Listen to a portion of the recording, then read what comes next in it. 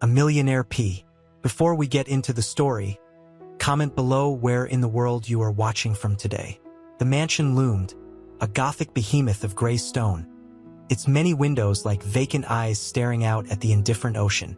Inside, Arthur Blackwood, a man sculpted from sorrow and wealth, sat alone amidst the opulent silence. Dust motes danced in the shafts of sunlight piercing the gloom, illuminating the exquisite but lifeless furniture. The air hung heavy with the scent of lilies, his late wife Eleanor's favorite, a constant, aching reminder. He traced the rim of a crystal glass, the ice clinking a mournful counterpoint to the rhythmic crash of waves against the shore. His daughter, Clara, entered, her footsteps echoing in the cavernous hallway. She was a mirror image of her mother, with the same fiery red hair, but her eyes held a chill that mirrored Arthur's own inner frost. "Father," Clara said, her voice tight, "I need money."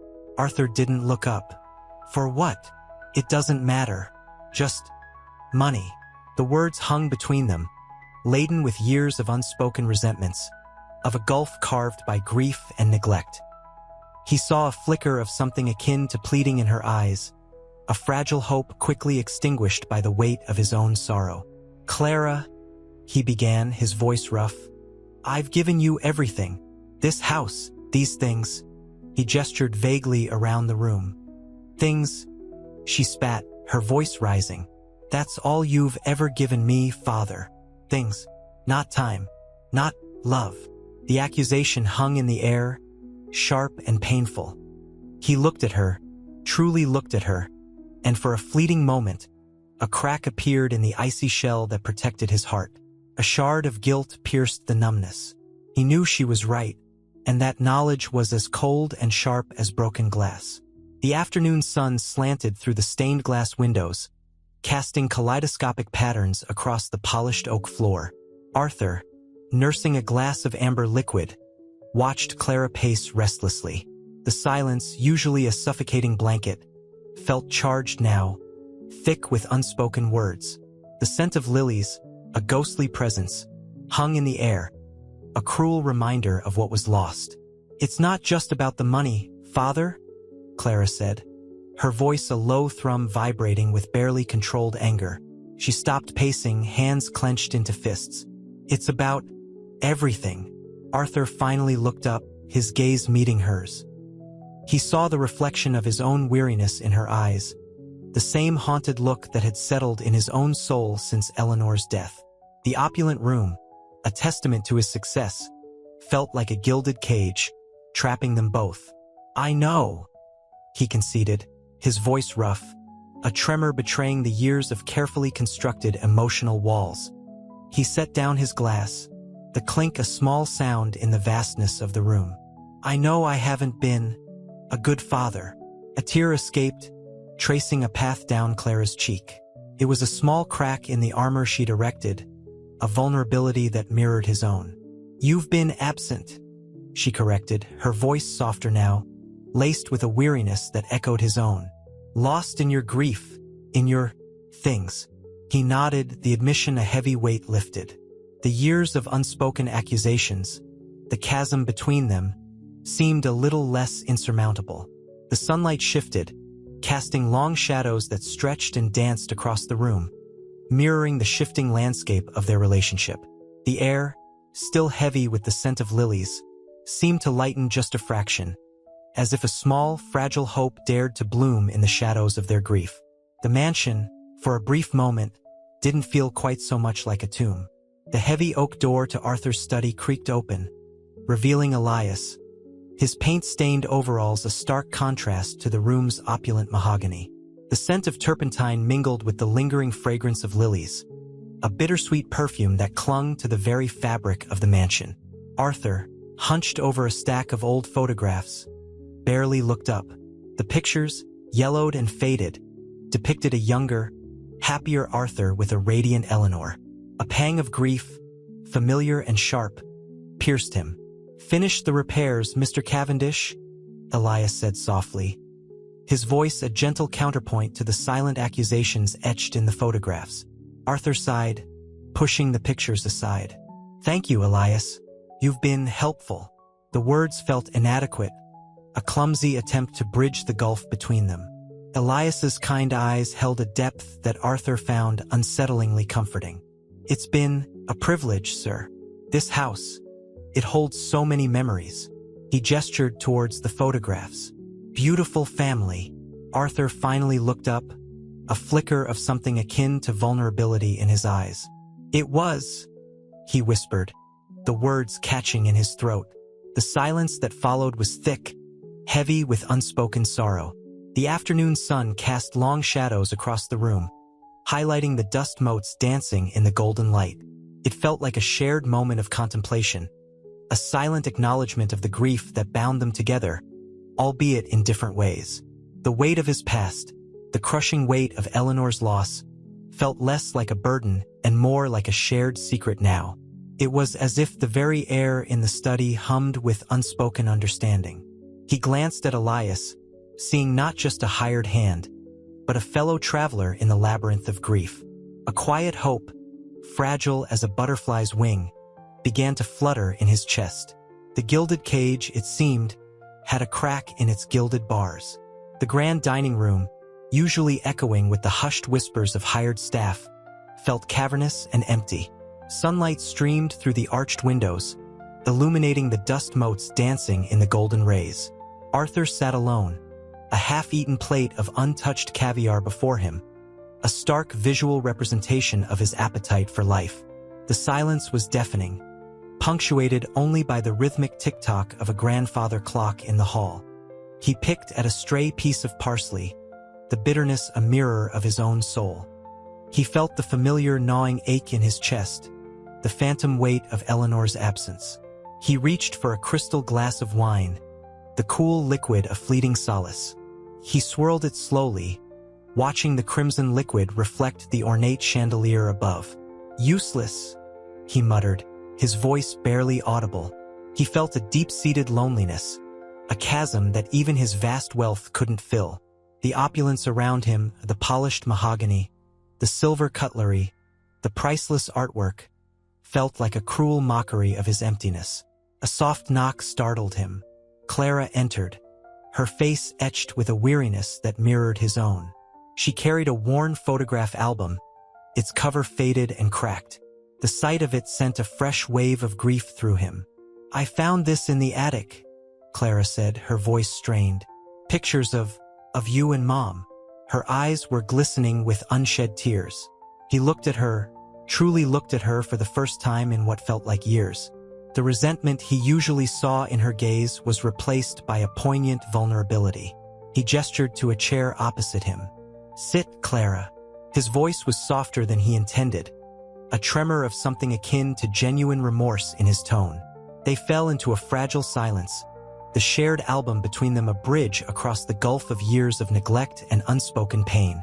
The photographs, a collection of happy memories, felt like ghostly reminders of what he had lost, what he had allowed to slip away. The perfume of lilies, Eleanor's favorite, seemed to linger in the air, a ghostly reminder of a life that could have been, a life that still haunted his every waking moment. He looked at his daughter, her eyes reflecting the same poignant sorrow, and for the first time in years, he saw not the rebellious teenager, but a heartbroken child who had lost her mother, and her father too. Clara traced the faded photograph of her mother, a young Eleanor, laughing, her eyes bright with a joy that seemed to pierce the gloom of the dining room. The scent of lilies, a phantom perfume, clung to the aged paper. "She loved lilies," Clara whispered, her voice catching. The sunlight, filtering through the stained glass window, painted streaks of ruby and gold across the polished mahogany table. It was a beautiful room, yet it felt suffocating, a gilded cage. Arthur reached across the chasm of years separating them, a gulf carved by grief and neglect. He touched the photograph, his fingers lingering on Eleanor's smiling face. "I know," he murmured, his voice thick with unshed tears. The caviar remained untouched, a symbol of his wasted years, his squandered opportunities. The weight of his guilt pressed down on him, heavy and suffocating. "It wasn't your fault, Papa," Clara said softly, her gaze meeting his. Her words, though intended to comfort, felt inadequate, a fragile attempt to bridge a chasm too vast, too deep. Her own pain was a mirror of his, a reflection of the shared loss that had shattered their lives. He saw the tremor in her hand, the subtle twitch of her lip betraying the carefully constructed composure. He saw her, really saw her, for the first time in years, not as a rebellious teenager, but as a woman grappling with the same profound sorrow.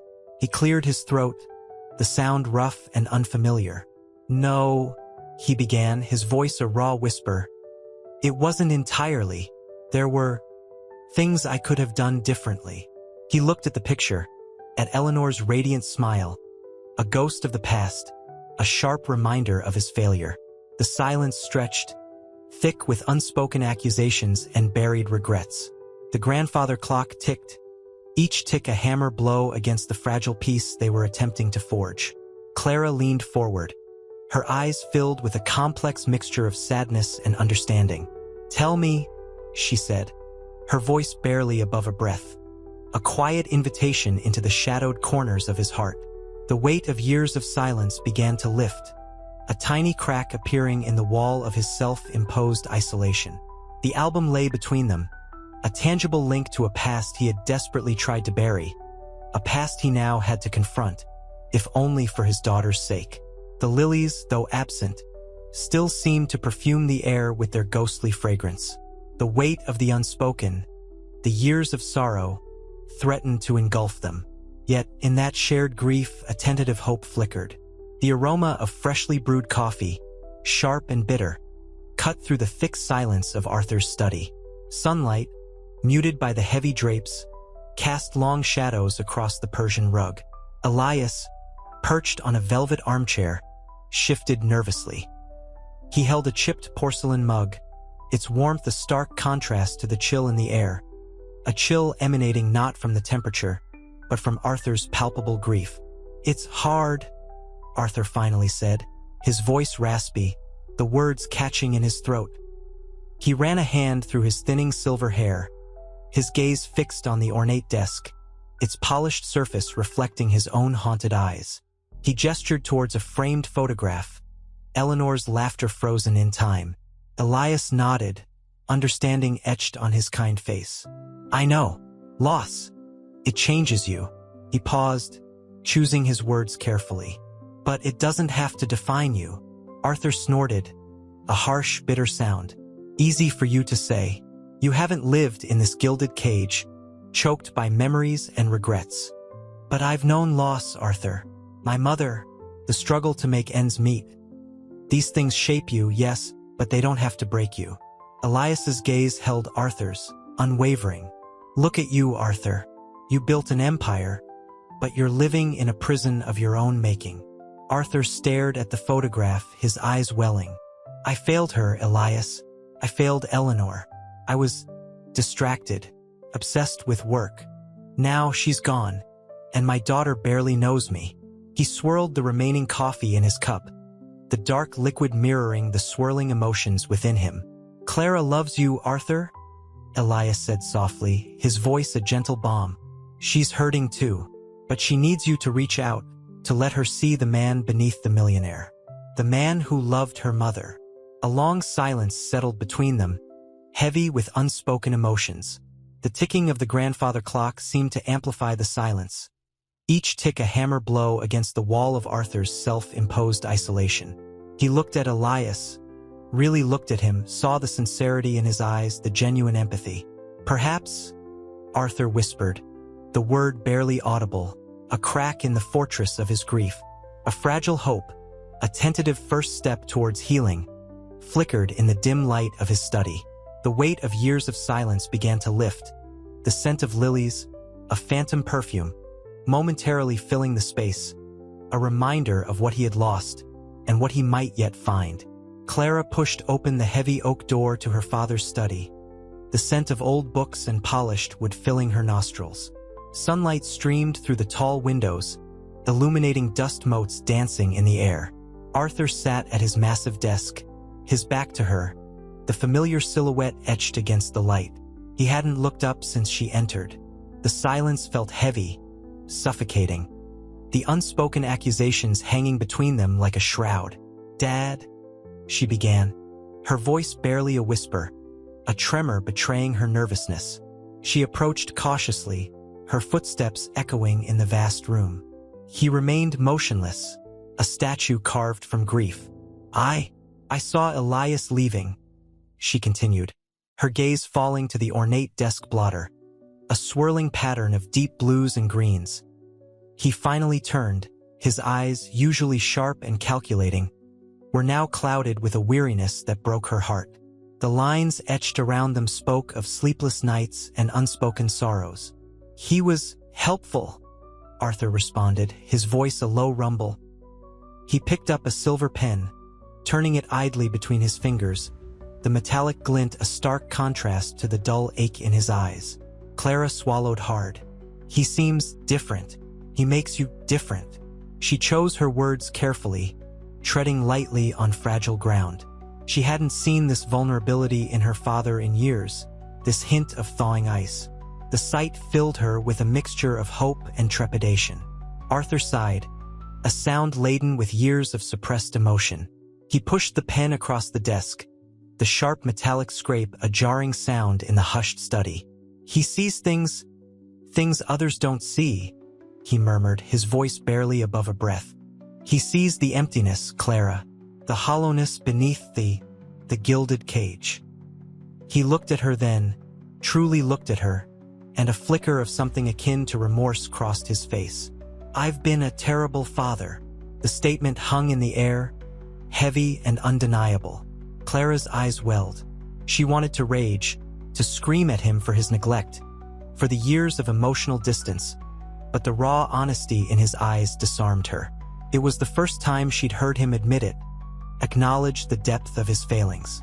"I know," she whispered, her voice choked with unshed tears, "but maybe things can change." She took a tentative step closer, the gap between them shrinking. The years of resentment felt suddenly less insurmountable, replaced by a fragile glimmer of hope. The sunlight glinted off a tear that traced a path down her cheek, a single tear reflecting a lifetime of unspoken emotions.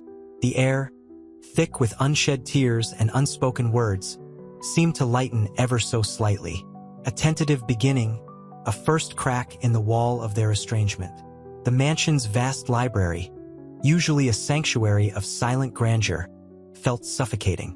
Dust motes, illuminated by the afternoon sun, slanting through the arched windows, swirled like tiny ghosts. Clara traced the worn leather of an antique armchair, the cool smoothness a stark contrast to the burning resentment simmering inside her. The faint scent of lilies, her mother's favorite, hung heavy in the air, a poignant reminder of the void left behind. "He's different," she repeated, her voice barely audible above the ticking grandfather clock in the corner. The words felt inadequate, clumsy against the weight of her emotions. She glanced at her father, his profile etched in the shadows cast by the bookshelf. He hadn't spoken since their last exchange, the silence amplifying the unspoken accusations between them. Arthur sighed, the sound a tremor in the stillness. He ran a hand through his thinning silver hair, a gesture that revealed both weariness and a flicker of something else, self-awareness. He didn't look at her. Instead, he picked up a small, intricately carved wooden box, turning it over and over in his hands. The polished wood gleamed under the light, reflecting the inner turmoil Clara sensed but couldn't quite grasp. "He reminds me," Arthur began, his voice a low, strained whisper, "of her." The single word "her" hung in the air, heavy with unspoken grief, the ghost of a woman Clara barely remembered. The box slipped from Arthur's numb fingers, clattering to the floor. The sound shattered the fragile calm, a sharp crack in the silence. Clara rushed to retrieve it, her fingers brushing against his. His skin was cold, clammy, his hand trembling. For the first time since her mother's death, Clara saw a vulnerability in her father that transcended his wealth, his isolation, his grief. It was a raw, exposed nerve, laid bare for her to see. I miss her," Arthur confessed, the words choked with tears he refused to shed. His shoulders slumped, the weight of his years pressing down on him. The gilded cage, Clara realized, was not just a metaphor for his wealth, but for his imprisonment in grief. It was a cage built of his own making, a prison from which he'd been too afraid to escape. A sudden wave of empathy, unexpected and overwhelming, washed over her, softening the edges of her resentment. Perhaps, just perhaps, there was a possibility of hope. A crack, however small, in the impenetrable wall of their estrangement. The sunlight, casting long shadows across the room, seemed to offer a glimmer of possibility. The scent of linseed oil and turpentine hung in the air, a sharp contrast to the usually pristine fragrance of lilies and polished wood that permeated Arthur's mansion. Elias, his paint-stained overalls a stark visual counterpoint to the opulent surroundings, hummed a low tune as he carefully applied a final coat of varnish to the antique writing desk. Sunlight streamed through the tall arched windows, illuminating dust motes dancing in the golden beams. Arthur watched him, a silent observer in his customary armchair, the worn leather creaking softly under his weight. Almost finished, Elias announced, his voice warm and gentle. He straightened, wiping his hands on a rag. His eyes, the color of a stormy sea, met Arthur's. A flicker of something akin to understanding passed between them. It was a silent acknowledgement of shared solitude, a bond forged not in words but in the quiet observation of a shared space. Arthur cleared his throat, the sound unexpectedly loud in the stillness. It's beautiful, he mumbled, his voice raspy with disuse. He hadn't spoken much since Clara's visit, the weight of her unspoken accusations still pressing down on him. The words felt inadequate, a pathetic attempt to bridge the chasm of their estrangement. Elias smiled, a genuine, unforced smile that reached his eyes. "It was a pleasure to restore it," he replied, his gaze lingering on the meticulously restored piece. "There's something special about breathing life back into things that are worn down, almost forgotten."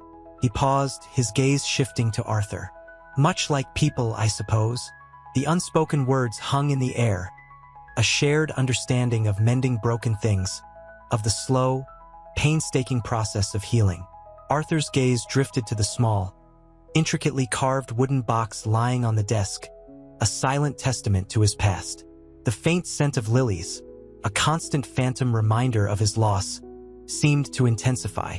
He felt a pang of guilt, a sharp stab of regret, a recognition of the years of emotional neglect he'd inflicted on both Clara and himself.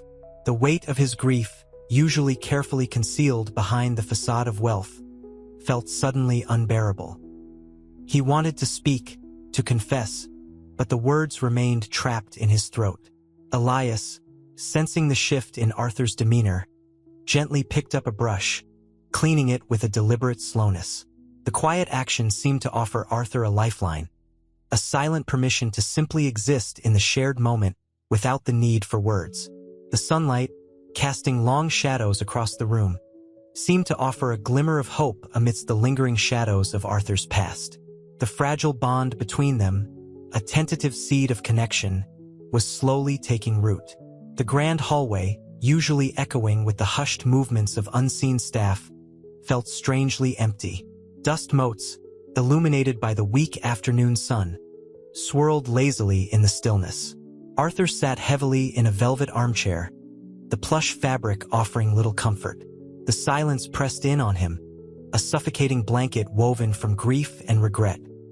He hadn't touched his untouched scotch, the amber liquid mocking his inability to find solace. Elias's departure hours ago had left a void, a silent space where shared understanding had briefly resided. Arthur ran a hand over his face, the rough stubble scratching against his skin, a physical manifestation of his inner turmoil. He felt the phantom weight of Clara's accusation, her sharp words echoing in the cavernous silence of the mansion. "You don't care, do you?" she had hissed, her voice laced with bitterness. The words sliced through him, a cruel reminder of his failure as a father, as a husband. He stood abruptly, the movement jarring in the oppressive quiet. The scent of lilies, his late wife's favorite, hung heavy in the air, a cruel perfume of memories. He walked to the tall windows, gazing out at the meticulously manicured gardens, a landscape mirroring the perfectly controlled facade of his life. But the perfection felt hollow, a gilded cage confining him to a lonely existence. A soft knock at the door startled him. He straightened, bracing himself for another confrontation, another wave of accusations. Instead, Clara entered, her expression unreadable. She didn't speak, simply walked toward him, her footsteps barely disturbing the quiet. She stopped before him, her shoulders slumped. I wanted to apologize," she began, her voice trembling slightly, "for how I spoke earlier. I didn't mean to be so harsh." Her gaze drifted to the untouched scotch, then back to him. "I'm sorry, Dad." Arthur stared at his daughter, the words hanging in the air, a fragile bridge spanning the chasm of their fractured relationship. He saw the pain etched into her face, the years of unspoken resentment, of longing for a connection he had failed to provide. The words he wanted to say, the words of apology, of regret, of desperate yearning for reconciliation, caught in his throat. He reached out, his hand trembling slightly, and gently touched her arm. The simple gesture, charged with unspoken emotions, conveyed more than any carefully constructed sentence could. The touch felt like a fragile connection, a first step in a long, arduous journey of healing. The silence between them was no longer suffocating, but pregnant with the promise of something new, something fragile, but potentially beautiful. The scent of linseed oil and turpentine hung heavy in the air, a stark contrast to the usual floral perfumes that permeated Arthur's mansion. Elias, perched on a stool, meticulously cleaned his brushes, his brow furrowed in concentration. The muted light of the late afternoon sun cast long shadows across the vast, underutilized studio. Arthur watched him, a silent observer, a familiar unease settling in his stomach. He'd commissioned Elias to restore a long-forgotten landscape, a painting his wife had cherished. The task, ostensibly simple, felt fraught with unspoken meaning. "It's beautiful," Arthur finally said, his voice rough, the words catching in his throat. Elias looked up, his kind eyes meeting Arthur's. "She had a good eye," he replied softly, his gaze lingering on the canvas. "The colors, they're still vibrant, despite the years." The comment, seemingly simple, hung between them, a shared acknowledgement of loss, of the enduring power of memory. A silence fell, punctuated only by the rhythmic swish of Elias's brush against the palette. The silence was not oppressive, but rather a comfortable companion, a shared space of understanding that felt profoundly different from the echoing loneliness of the mansion. Arthur felt a tremor of something akin to hope, a fragile bud pushing through the hardened soil of his grief. He approached Elias, the distance between them shrinking. He wasn't sure what he wanted to say, but the need to speak, to connect, was overwhelming. I miss her terribly," he confessed, the words tumbling out unexpectedly. Elias nodded, his understanding unspoken but palpable. He didn't offer empty platitudes. His silence spoke volumes. He continued cleaning his brushes, the careful, deliberate movements a comforting counterpoint to the turmoil raging within Arthur. The shared intimacy of the moment, the simple act of observation and quiet understanding, felt like a lifeline in the turbulent sea of Arthur's grief. He felt, for the first time in years, a glimmer of something resembling peace. The painting, a symbol of his past loss, was subtly transforming into a symbol of tentative healing. The studio, once a forgotten space in his vast mansion, felt like a sanctuary. The scent of old wood and varnish mingled with the faint aroma of coffee Elias had brewed. Sunlight, slanted and golden, illuminated dust motes dancing in the cavernous space of Arthur's library. Thousands of unread books lined the walls, silent witnesses to years of solitude. Arthur, perched in a leather armchair that had seen better days, watched Elias carefully inspect a chipped corner of an antique desk. The artist's brow was furrowed in concentration, his tongue peeking out from the corner of his mouth. This "This is beyond simple repair, Mr. Reeves," Elias finally said, his voice soft but firm. He ran a calloused finger along the damage. "It'll take time, considerable time, and specialized tools."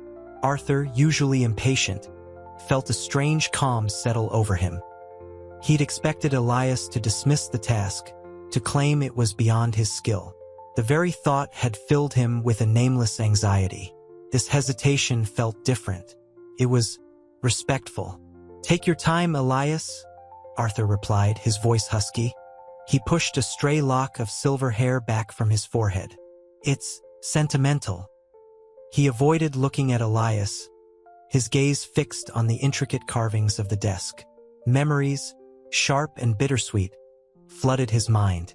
His wife's laughter, echoing in this very room. Her hands, graceful and nimble, resting on this very desk as she wrote letters. Elias, sensing Arthur's emotional shift, nodded slowly. He understood the unspoken weight of the object. "I understand, sir." He paused, then added quietly, "Sometimes, the most important repairs aren't about restoring the surface, but about remembering what lies beneath." A silence descended, thick and heavy with unspoken emotions.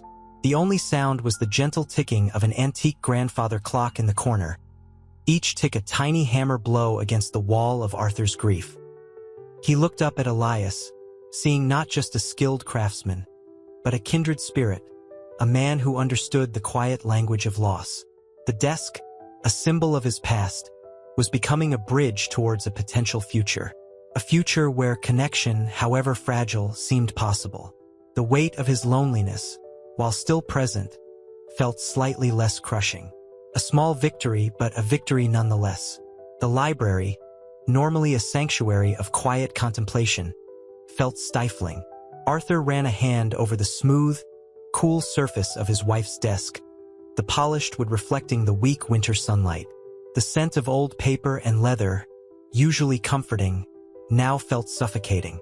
Elias, sensing his unease, moved to the window, the heavy velvet drapes muffling the sounds of the wind howling outside. "It's beautiful, this room," Elias said, his voice barely above a whisper, breaking the silence.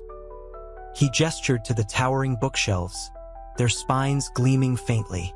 "But sad." Arthur swallowed, the lump in his throat making it difficult to speak. He hadn't realized how acutely aware Elias was of his grief, how deeply he perceived the unspoken sorrow clinging to every object in the room. "It's a mausoleum," he finally managed, his voice rough with unshed tears. "A gilded cage, really?" Elias turned, his kind eyes full of understanding. He approached Arthur slowly, not intruding on his space, but offering a silent presence, a reassuring anchor in the storm of Arthur's emotions. The warmth of his presence was palpable, a stark contrast to the chill permeating the room. "Mausoleums can be beautiful too," Elias said gently. He picked up a small, tarnished silver locket from the desk, its surface etched with delicate floral patterns. "But they also hold memories, and memories, even painful ones, keep us alive." Arthur stared at the locket, a forgotten piece of his past, a symbol of a love lost too soon. A wave of bittersweet nostalgia washed over him, sharp and unexpected. He felt a tremor in his hands as he reached for it, his fingers tracing the worn metal. "She wore this every day," he whispered, his voice thick with emotion. The memories, the scent of her perfume, the warmth of her touch, the sound of her laughter flooded back, overwhelming him with a poignant ache. The silence stretched, punctuated only by the rhythmic tick-tock of the grandfather clock, each beat a reminder of time's relentless march. Elias remained silent, offering a compassionate understanding that transcended words. His mere presence was a balm, a silent acknowledgement of the pain Arthur carried, a quiet hope that perhaps, someday, healing might begin. The heavy weight of his grief didn't lessen, but for the first time in years, it felt slightly less alone. The repair of the desk seemed a small task compared to the immense, quiet work of rebuilding a life. The following morning, sunlight streamed through the arched windows of Arthur's conservatory, illuminating the dust motes dancing in the air. The scent of exotic blooms, usually a source of quiet pleasure, did little to lift Arthur's spirits. He sat heavily at a wrought iron table, the cold metal a stark contrast to the warmth of the sun on his skin. Elias, having finished the small repair to a priceless antique clock, sat opposite him, a steaming mug of tea warming his hands. "Sleep well?" Elias asked, his voice gentle. Arthur grunted, picking at a loose thread on his expensive cashmere sweater. "No." Dreams vivid, unsettling. He avoided Elias's gaze, focusing instead on the intricate patterns of the mosaic floor. "Sometimes, that's a sign of processing," Elias offered quietly. He sipped his tea, the warmth spreading through his chest. The vast, opulent conservatory felt strangely intimate in the shared silence. Sunlight glinted on the delicate glass of a hummingbird feeder, a tiny splash of vibrant color amidst the green. "Processing what?" Arthur's voice was bitter, laced with self-deprecation. "My utter failure as a husband, a father?" Elias's kind eyes held Arthur's gaze. "I don't think that's fair, Arthur. Grief, it twists things. It makes you see only the shadows." Arthur's gaze dropped to his hands, his knuckles white as he clenched them. "There were shadows," he whispered, his voice barely audible above the gentle hum of the conservatory's ventilation system. Before the accident." He paused, gathering his thoughts. The memories, still raw, threatened to overwhelm him again. He looked up, his eyes filled with a mixture of sadness and a flicker of something akin to hope. "I failed her, Elias. I was distant." Elias nodded slowly, understanding dawning in his eyes. "Sometimes," he began, choosing his words carefully, "distance isn't a lack of love, but a way of protecting oneself from pain, from loss." He reached across the table, placing a comforting hand on Arthur's. The simple gesture held a surprising weight of reassurance. The warmth of his touch cut through the chill that had settled deep within Arthur's bones. Arthur looked at Elias, a silent acknowledgement passing between them. The weight of his grief remained, but for the first time in a long time, it wasn't a solitary burden. The shared silence, broken only by the gentle rustling of leaves outside, held a sense of burgeoning hope. A fragile seed of connection was planted, taking root in the fertile ground of shared pain and understanding. The gilded cage, while still present, felt slightly less confining. The afternoon sun cast long shadows across the polished mahogany floor of Arthur's study. Dust motes, illuminated by a shaft of light piercing the heavy drapes, swirled like tiny, ephemeral dancers. The air, thick with the scent of old leather and expensive cigars, held a stillness that felt both suffocating and strangely comforting. Arthur sat at his massive desk, a half-finished sketch of his late wife, Eleanor, lying abandoned beside a stack of unopened letters. The image, rendered in charcoal, captured her radiant smile, a stark contrast to the grim expression etched on Arthur's face. Elias, perched on a plush velvet chair, watched him. The artist's calloused hands fidgeted nervously, a stark contrast to the elegant surroundings.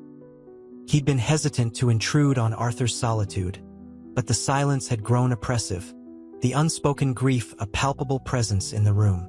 "She loved hummingbirds," Arthur finally said, his voice a low rumble, barely audible above the ticking of a grandfather clock in the corner. He pointed a trembling finger at the sketch, his eyes welling up. "Always said they were tiny messengers of joy." A single tear traced a path down his weathered cheek. Elias nodded, his heart aching for the man whose outward strength masked a profound fragility. "I've seen them in your garden," he replied softly, choosing his words carefully. Tiny flashes of emerald and ruby against the green.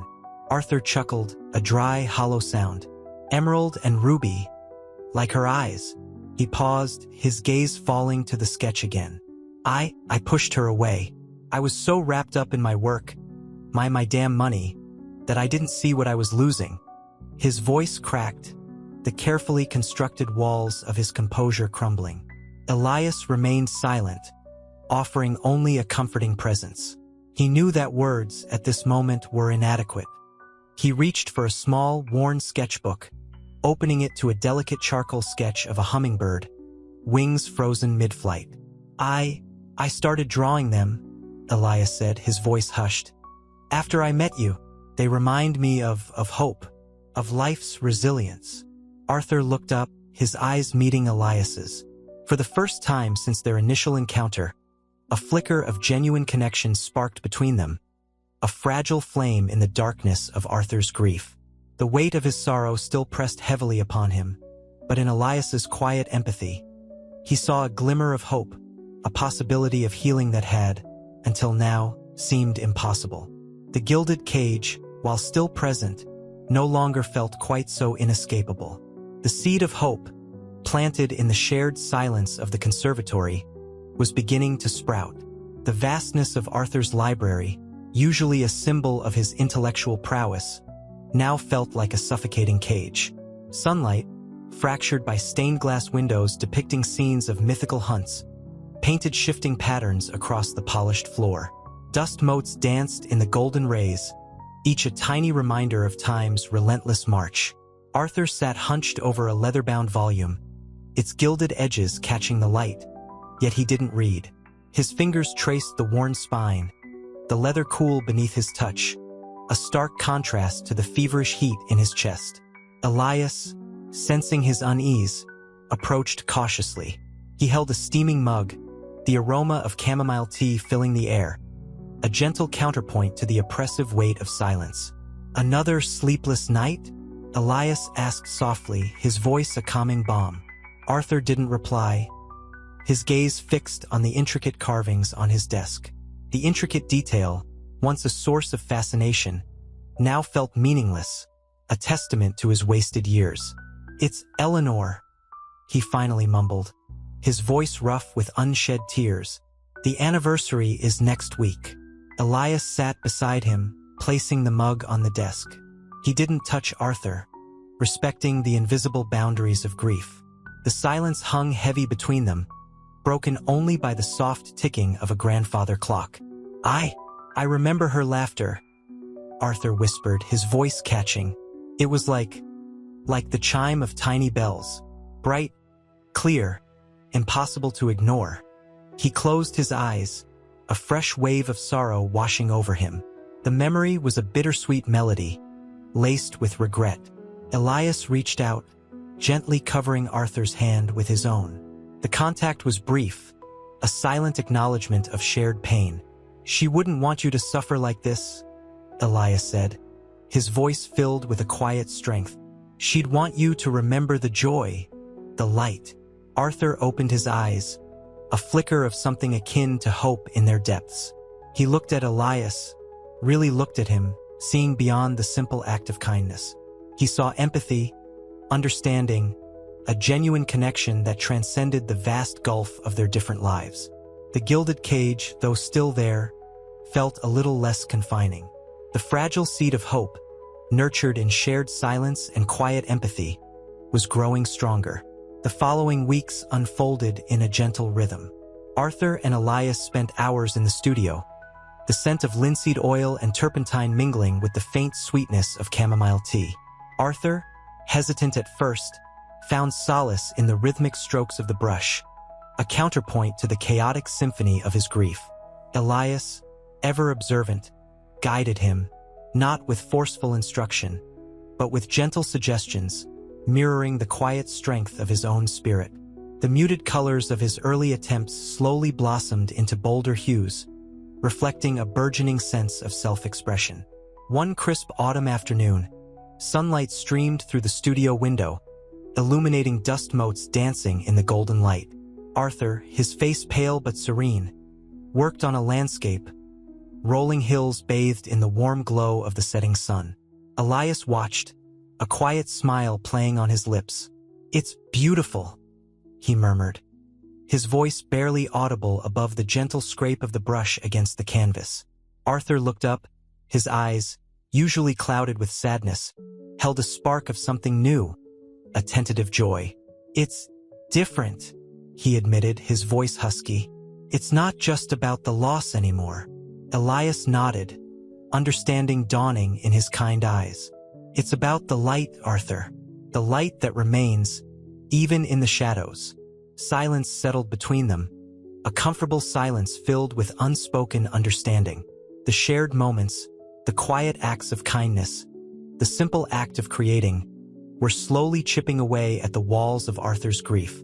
He was beginning to see a path, faint but discernible, towards a future where the weight of his past didn't suffocate him. He was learning to breathe again. The change wasn't lost on Clara. She observed her father from a distance, initially wary, then cautiously hopeful. She saw the quiet intensity in his eyes as he painted, the relaxed set of his shoulders when he spoke with Elias.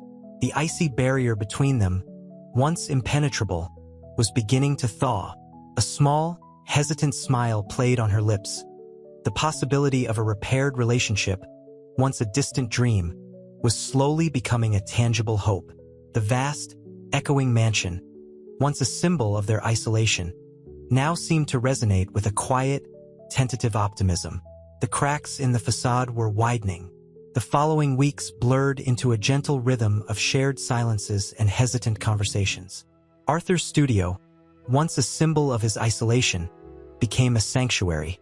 The scent of oil paints and turpentine, initially jarring, now held a comforting familiarity. Sunlight streamed through the tall windows, illuminating dust motes dancing in the golden shafts of light, a silent ballet mirroring the delicate shift in Arthur's emotional landscape. One evening, as the last sliver of sun dipped below the horizon, casting long shadows across the room, Arthur paused his work. He looked at Elias, his face etched with a vulnerability he hadn't shown before. "It's strange," he began, his voice low, "to feel hope." Elias smiled, a gentle, knowing curve of his lips. He reached for a chipped teacup, the porcelain cool against his fingers. "Hope is a persistent little thing, Arthur. It burrows its way in, even when you try to keep it out." "I tried so hard to keep it out," Arthur confessed, his gaze falling to the canvas, a vibrant landscape taking shape under his brush. "I built walls around myself, brick by painful brick. Walls that kept the light out, too," Elias added softly, his words carrying the weight of understanding. He understood the isolating grip of grief, the self-imposed exile. A comfortable silence settled between them, punctuated only by the soft ticking of a grandfather clock in the hallway. The air was thick with unspoken emotions, a poignant tapestry woven with shared loss and tentative healing. The rhythmic scrape of Arthur's brush against the canvas became a comforting metronome, marking the slow, steady progress towards a brighter future. The colors on the canvas, once muted and somber, now held a newfound vibrancy, mirroring the subtle shifts within Arthur's heart. He was slowly learning to live again, to see the beauty in the world beyond the confines of his grief. The faintest hint of a smile played on his lips, a fragile blossom pushing through the hardened earth of his sorrow. The light, Elias's quiet words echoed in his mind, the light that remained, even in the shadows. And in that shared quietude, a seed of hope took root, promising a future that was slowly, tentatively, beginning to bloom. The scent of wood smoke and brewing coffee hung heavy in the air, a comforting contrast to the sterile, opulent scent of Arthur's mansion. Sunlight streamed through the arched windows of the breakfast room, illuminating dust motes dancing in the golden rays. Arthur, usually a creature of solitude, found himself enjoying Elias's company. They sat at a large, antique table, the polished mahogany reflecting the warm light. Elias, hands calloused from years of hard work, sipped his coffee, his gaze lingering on a faded photograph of a smiling woman, Arthur's late wife, Eleanor.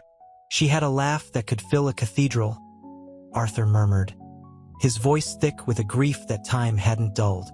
He picked up a piece of toast, his hand trembling slightly. Elias nodded, his eyes filled with empathy. "I can see that," he replied softly, choosing his words carefully. He knew the delicate balance of comforting without intruding. A long silence fell between them, broken only by the clinking of china and the distant hum of the mansion's life support systems. Arthur traced the rim of his coffee cup, the porcelain cool against his fingers. The weight of his loss seemed heavier this morning, a heavy blanket settling upon his chest. Sometimes, Arthur began, his voice barely above a whisper, I feel like I'm living in a museum, surrounded by beautiful things, but utterly alone. He looked up, meeting Elias's kind eyes. Eleanor, she made this house a home. Now it's just a gilded cage. He felt the familiar sting of tears welling in his eyes, but he didn't blink them back. Elias reached across the table, his hand gently covering Arthur's. The simple gesture, devoid of grand pronouncements, spoke volumes. A cage can be opened, Arthur, Elias said quietly, and even the most beautiful museums have visitors. His voice, calm and reassuring, was a lifeline in the sea of Arthur's grief. The warmth of his hand, the simple act of human connection, was more powerful than any gilded cage. The sun warmed Arthur's face, illuminating the faintest glimmer of hope breaking through the clouds of his despair. The coffee, initially lukewarm, felt suddenly warm and comforting in his hands. The silence that followed was not empty, but filled with the unspoken understanding between two men grappling with loss and tentatively finding solace in each other's company. A small, almost imperceptible smile played on Arthur's lips, a fragile bud pushing its way through years of frozen ground. The afternoon sun cast long shadows across the sprawling garden. Arthur, paintbrush in hand, stood before an easel, attempting a landscape, his strokes hesitant and unsure. Elias, perched on a weathered stone bench nearby, sketched in a worn notebook, the rhythmic scratch of his pencil a counterpoint to Arthur's frustrated sighs. The air hummed with the lazy buzz of bees, the scent of roses thick and sweet. It's not working, Arthur muttered, stepping back to examine his canvas. The colors seemed muted, lifeless, mirroring his own mood. Elias looked up, his kind eyes crinkling at the corners. Perhaps you're trying too hard, Arthur. Sometimes, letting go is the key. He gestured towards his own sketch, a vibrant depiction of the same garden, capturing the light with effortless grace. Arthur sighed, running a hand through his thinning hair. Letting go? That's easier said than done. The words hung heavy in the air, laden with the weight of his grief. The memory of Eleanor, laughing amidst a riot of garden color, felt both impossibly distant and intensely present. He glanced at Elias, noticing the subtle empathy in the artist's gaze, a silent acknowledgement of the unspoken sorrow that permeated their shared space. The silence stretched, filled only with the gentle rustle of leaves and the distant chirp of crickets. It wasn't an uncomfortable silence, however. It was a shared understanding, a quiet communion of souls. I miss her, Arthur confessed, his voice barely a whisper. The confession, so easily spoken, felt like a monumental step, a crack in the wall of his self-imposed isolation. A single tear traced a path down his weathered cheek. Elias closed his sketchbook, his expression gentle.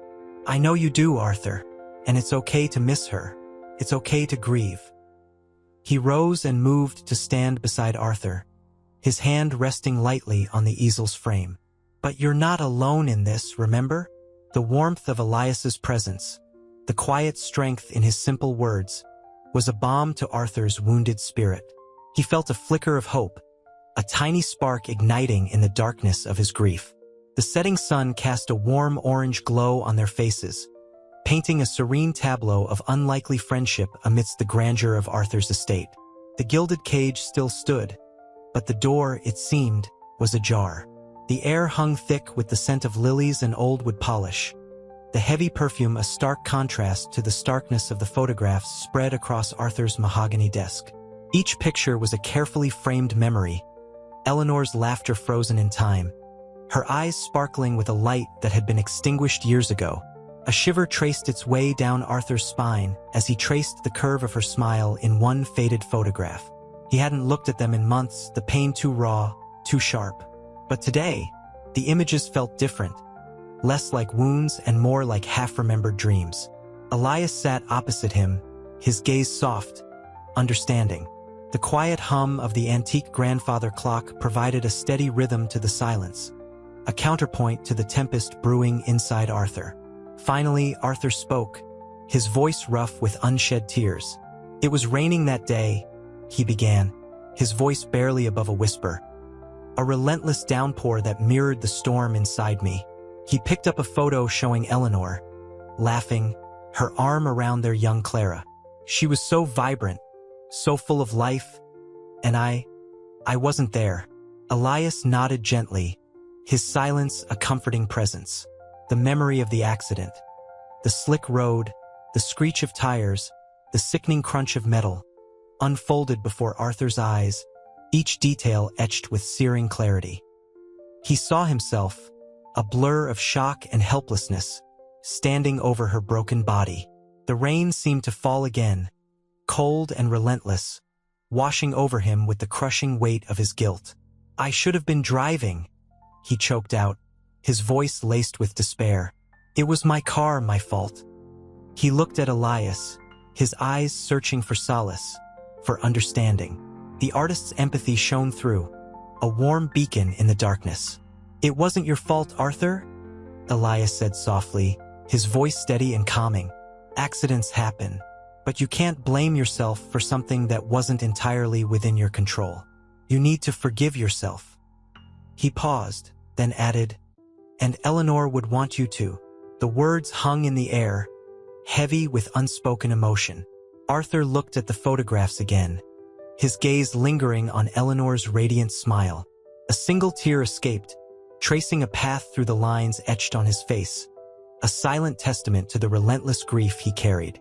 This wasn't the end of his sorrow, but it was the beginning of a slow, painful healing process.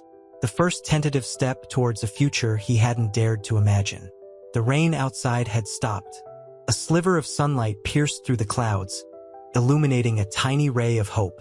The rain lashed against the tall windows of Arthur's study, mirroring the turmoil within him. The scent of lilies, usually a comfort, now felt cloying, suffocating. He sat hunched over a worn leather-bound journal, its pages filled with Eleanor's elegant script, a ghost of her vibrant presence. Each word was a stab of bittersweet memory. Elias, sensing his distress, quietly moved to his side.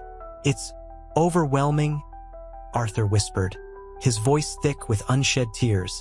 He closed the journal, the snap echoing in the otherwise silent room. The weight of his grief pressed down on him, heavy and suffocating. Elias placed a comforting hand on his shoulder. "Let it out, Arthur," he said softly, his voice a balm to Arthur's raw wounds. The gentle pressure eased the tension in Arthur's stiff shoulders. "I keep replaying it," Arthur choked out, his voice cracking. "The rain, the slick road, her face." He trailed off, his breath hitching in his throat. The image of the accident, a gruesome tableau etched into his memory, flooded his mind once more. He saw Eleanor's lifeless eyes, the crimson stain blooming on her pale skin. The memory was a relentless assault, a vivid nightmare he couldn't escape. "It wasn't your fault," Elias repeated, his voice firm but gentle. He pointed to a faded photograph of Eleanor laughing, her arm around a young Clara. "Look at this, Arthur. Remember her joy. Don't let this tragedy steal that from you." Arthur looked at the picture, his gaze lingering on Eleanor's radiant smile. A tear escaped, tracing a path through the lines etched on his face. The sunlight, briefly breaking through the storm clouds, illuminated the photo, creating a fragile hope in the somber room. It was a tiny flicker, but it was there, a beginning. He needed to allow himself to feel it, to let the light in. The weight of his guilt, though still present, felt slightly less crushing.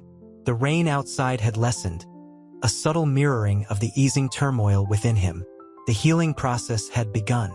The old oak tree outside Arthur's window groaned under the weight of the storm, its branches thrashing like frantic arms.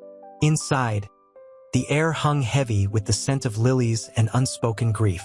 He stared at the rain-streaked window, the blurry landscape mirroring the chaos in his mind. The flashback had hit him with the force of a physical blow. Eleanor's laughter, abruptly silenced by the screech of tires and the sickening crunch of metal. "It's the rain," he murmured, more to himself than to Elias, who sat quietly beside him, a sketchbook resting unopened on his lap. The rhythmic tapping of the rain against the glass was a relentless percussion to the symphony of Arthur's guilt. Elias reached out, his hand covering Arthur's. The touch, gentle yet firm, was surprisingly grounding. "The rain doesn't have to define this memory, Arthur. There were other things, weren't there? Happy things." Arthur shook his head, the movement stiff and painful. "Happy things are blurry, faded, like old photographs." He picked up a framed picture from his desk, showing Eleanor laughing, her arm around a younger Clara. Her smile was radiant, a stark contrast to the gray despair that currently dominated his world. "This," Elias said softly, his voice barely audible above the storm, "this isn't blurry, this is her. Remember her laugh? The way she used to ruffle Clara's hair." Arthur closed his eyes, trying to summon the sounds, the scents, the feel of Eleanor's hand in his. Fragments of memories, like shattered pieces of a beautiful mosaic, surfaced briefly, then vanished again, swallowed by the ever-present shadow of the accident. "I should have been more careful," he whispered, his voice barely a breath. "I should have—" He trailed off, the weight of his unspoken words pressing down on him. Elias squeezed his hand. "You can't change the past, Arthur, but you can change the future. You can choose to remember the joy, the love, not just the tragedy." He paused, looking at Arthur with deep empathy in his eyes.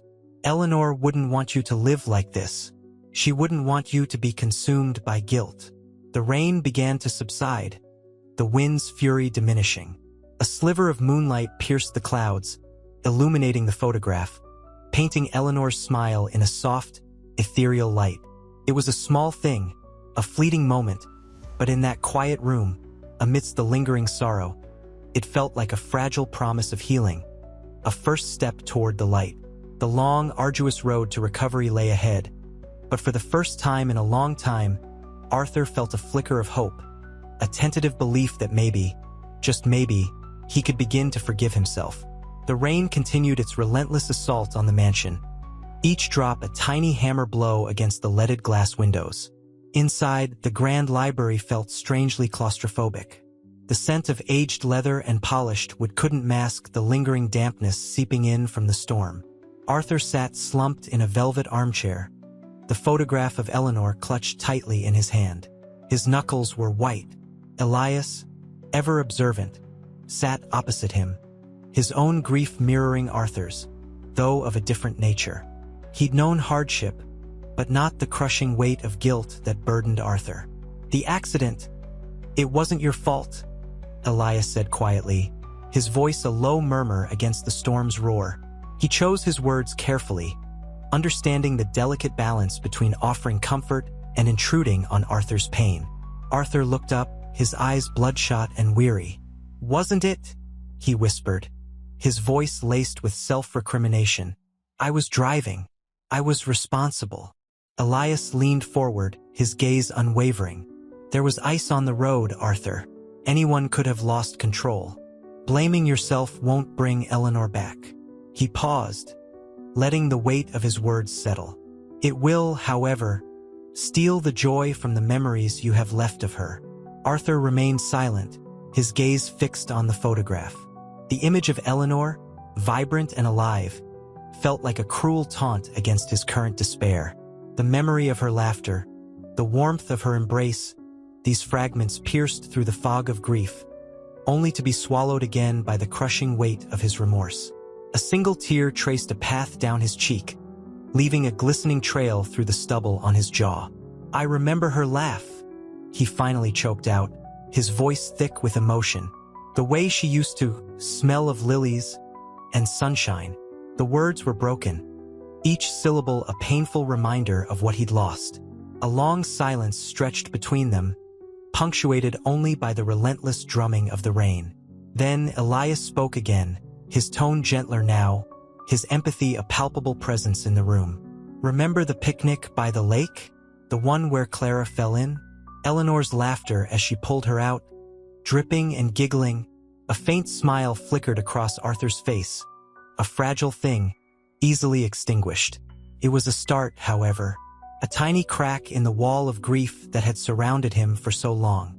The memory, though bittersweet, held a spark of warmth, a flicker of light in the overwhelming darkness. The storm raged on outside, but within the library, a fragile hope began to take root. The following morning, sunlight, weak and hesitant, filtered through the tall windows of the conservatory. Dust motes danced in the golden beams, illuminating the intricate detail of the stained glass panels. Clara, perched on a wrought iron bench amidst the exotic blooms, watched her father. Arthur, usually rigid and withdrawn, was engaged in a surprisingly gentle conversation with Elias. His face softened, almost peaceful. He laughed, a low rumble in his chest, a sound Clara hadn't heard in years. It was a fragile sound, easily shattered, but it was there. "He's different," Clara murmured, more to herself than to anyone else. She'd been observing them for a while, hiding amongst the ferns, a silent observer of this burgeoning friendship. The change in Arthur was undeniable. The deep furrows etched into his face seemed less pronounced, the haunted look in his eyes slightly less intense. Elias, noticing her presence, smiled warmly. "Good morning, Clara. Your father and I were just discussing his collection of antique maps." He gestured towards a sprawling table covered in intricately detailed charts and globes, their colors muted by time. "He has a remarkable eye for detail." Arthur looked up, a flicker of genuine warmth in his eyes. "Indeed," he said, his voice still tinged with a sadness Clara recognized, but with a softer edge, a gentler tone. "Elias has an artist's eye. He sees things I've missed for years." He paused, gazing at the maps, a faint smile playing on his lips. "Things that matter." Clara approached cautiously, her heart a flutter of conflicting emotions. Relief battled with suspicion. Could Elias truly be the catalyst for the change she'd been yearning for? The years of distance, of silent resentment, felt like a heavy weight. But now, a tiny crack of light had appeared, a glimmer of hope in the suffocating darkness. The scent of lilies, Eleanor's favorite, hung faintly in the air, a poignant reminder of the past, yet also a beacon of something new, something fragile and precious. I'm glad you're here, Elias," Clara said, her voice barely a whisper, betraying a mixture of nervousness and hesitant gratitude. The words hung in the air, filled with unspoken emotions, years of unshed tears and unsaid words. The silence that followed was not awkward or heavy, but rather charged with a potential for healing, a promise of reconciliation, barely audible but undeniably present amidst the fragrant blooms and the soft sunlight. The afternoon sun cast long shadows across the manicured lawns. Inside, the grand library felt cool and hushed. Arthur, surrounded by the comforting weight of leather-bound books, nervously adjusted his glasses. Elias, perched on a velvet armchair, sketched in a worn leather-bound notebook, the rhythmic scratch of his pencil a counterpoint to Arthur's restless energy. "It's difficult," Arthur began, his voice a low rumble, barely audible above the ticking of an antique grandfather clock. He avoided Elias's gaze, his eyes fixed on a particularly ornate bookend shaped like a snarling griffin. "Talking about it." Elias nodded gently, his expression sympathetic. "I understand. Some wounds take time to heal." He paused, carefully shading a detail in his sketch. "But they do heal." Arthur sighed, the sound heavy with years of unspoken grief. Eleanor, she was a vibrant, full of life. The accident, it was so senseless. He ran a hand through his silver hair, his knuckles white. The memory, sharp and raw, threatened to overwhelm him. The scent of old paper and leather filled the air, a bittersweet fragrance intertwined with the faint, lingering scent of lilies, Eleanor's favorite. The lilies, usually a vibrant reminder of her presence, now served as a constant, painful reminder of her absence. "I keep replaying it," he confessed, his voice breaking. The rain, the slick road, the screech of tires, her laughter, cut short. He closed his eyes, the image clearly etched in his mind, a phantom limb of sorrow. The silence stretched, heavy and burdened with unspoken pain. Elias carefully closed his notebook, his movements slow and deliberate, a gesture of respect for Arthur's fragile confession. "It's okay to feel the pain, Arthur," Elias said softly, his voice calm and reassuring. "Don't fight it. Let yourself grieve." He reached out, placing a comforting hand on Arthur's arm. The simple gesture, filled with empathy and understanding, broke through Arthur's carefully constructed walls of grief and denial. A single tear escaped, tracing a path down Arthur's weathered cheek. It was a small crack in the facade, a testament to the fragile beginnings of healing. The following week, Clara visited, a hesitant knock preceding her entrance.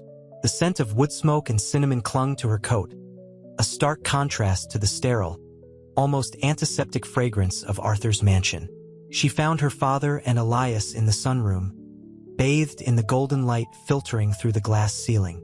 Elias, paintbrush in hand, worked on a vibrant landscape, capturing the play of light and shadow on the garden. Arthur sat nearby, watching with a quiet intensity that surprised Clara. "Father," she said, her voice soft, tentative. He looked up, a flicker of something akin to warmth in his eyes. It was a look she hadn't seen in years. "Clara," he replied, his voice still tinged with the familiar reserve, but gentler. "Come in, sit." The initial awkwardness eased as they settled into comfortable silence. Clara observed the easy camaraderie between her father and Elias, a stark difference from the icy detachment she'd grown accustomed to. Elias, sensing her scrutiny, smiled warmly. "Your father's a natural," he said, gesturing to the half-finished painting. "He's got a keen eye for detail." Arthur chuckled, a low, rumbling sound that sent a ripple of unexpected affection through Clara. It was the sound of a man shedding his armor, piece by fragile piece. The afternoon stretched into early evening.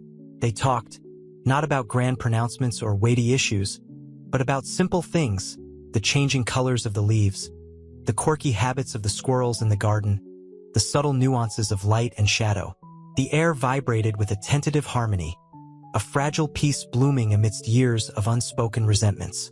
As twilight deepened, painting the sky in hues of amethyst and rose, a sense of cautious optimism settled upon them, a shared hope for a future that held the possibility of true connection. A family reunited, not by wealth, but by something far more precious. The following weeks saw a subtle shift in the mansion's atmosphere. Sunlight, once a stark reminder of Arthur's isolation, now seemed to illuminate a burgeoning warmth. The sterile scent of polish and disinfectant was gradually replaced by the earthy aroma of oil paints and the faint sweetness of cinnamon, a testament to Clara's frequent visits. She now found herself lingering longer, drawn in by the easy camaraderie between her father and Elias. One evening, after dinner, Clara found them in the library, a fire crackling merrily in the hearth, casting flickering shadows on the walls lined with ancient tomes.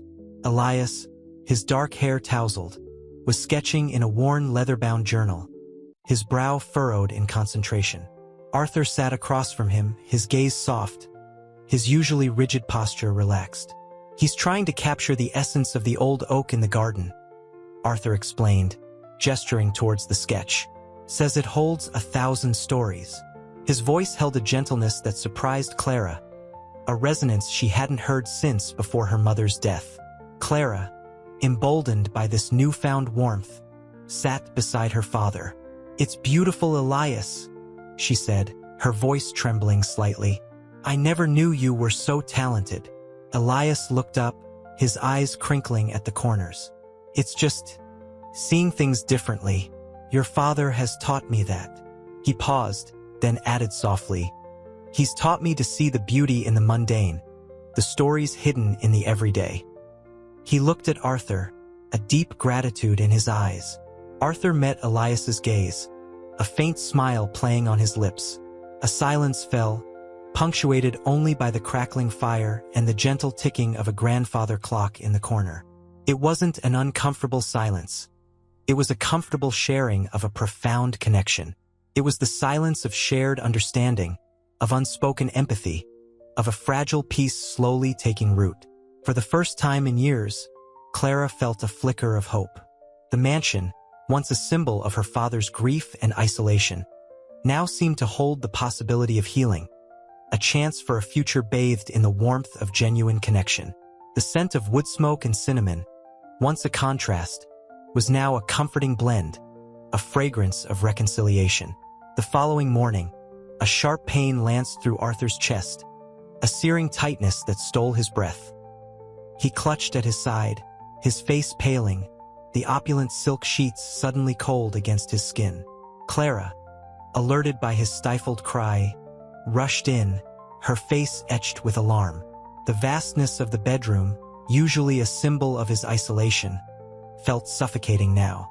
"Father, what's wrong?" Clara's voice, usually laced with resentment, held only worry. Arthur waved her off weakly, dismissing her concern with a shaky hand. "Just a spasm. Nothing." But the tremor in his voice betrayed his lie. The fear in his eyes, a deep primal fear, spoke volumes. Elias, who had been working on a new canvas in the adjacent studio, heard the commotion.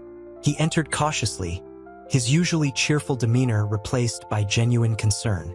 The scent of turpentine and linseed oil, usually comforting, now hung heavy in the air, a stark contrast to the sudden, sharp fear radiating from Arthur.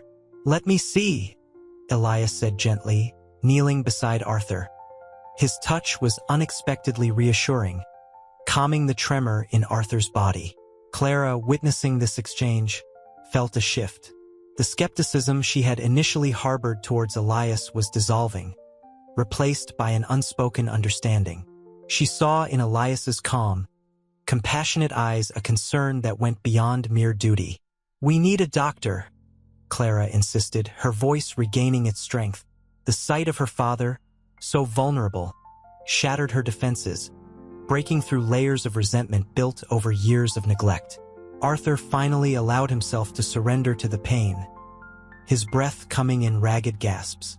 The opulence of his surroundings, the plush carpet, the antique furniture, seemed to mock his vulnerability. The gilded cage felt less like a sanctuary and more like a prison. As paramedics arrived, their hurried steps and the flashing lights jarring against the mansion's quiet grandeur, Arthur knew something fundamental was changing. The crisis hadn't just exposed his physical frailty, it had stripped bare his emotional defenses, revealing a raw, desperate need for connection that he had so long suppressed. The fear in his eyes wasn't just the fear of death. It was the fear of dying alone. The ambulance siren's wail faded, replaced by the unsettling quiet of the mansion. Arthur lay in the hospital bed, the sterile white sheets a stark contrast to the opulent silk he was used to.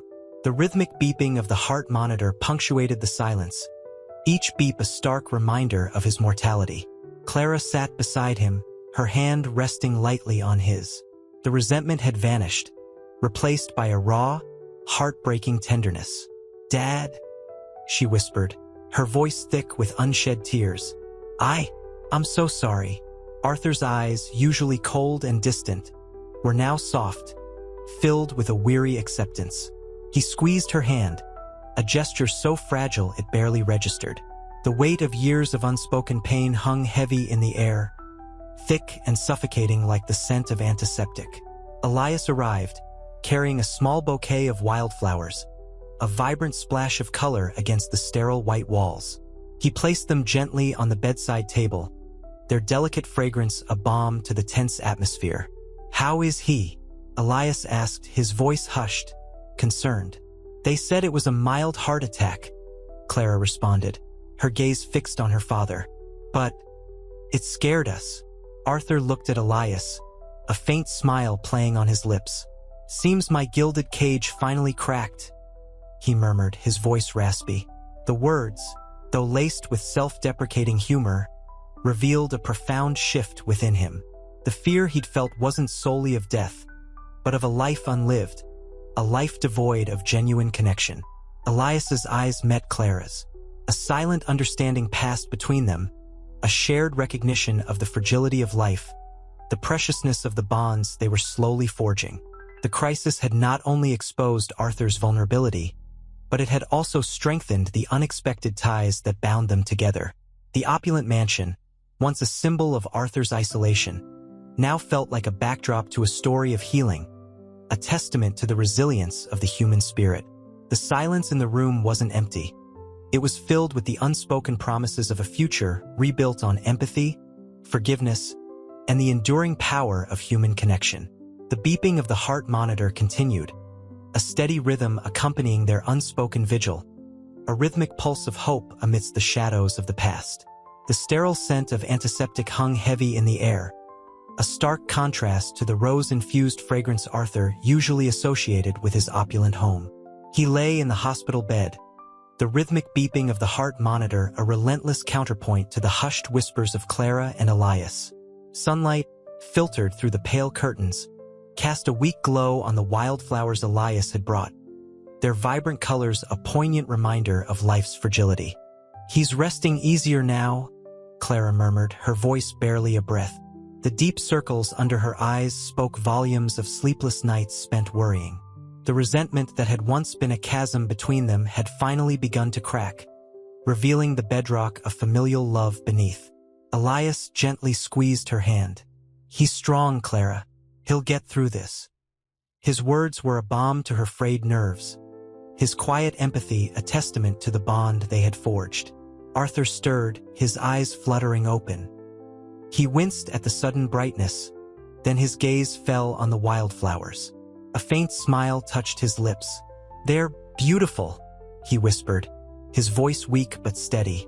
"I thought they might brighten things up a bit," Elias said softly, his eyes crinkling at the corners.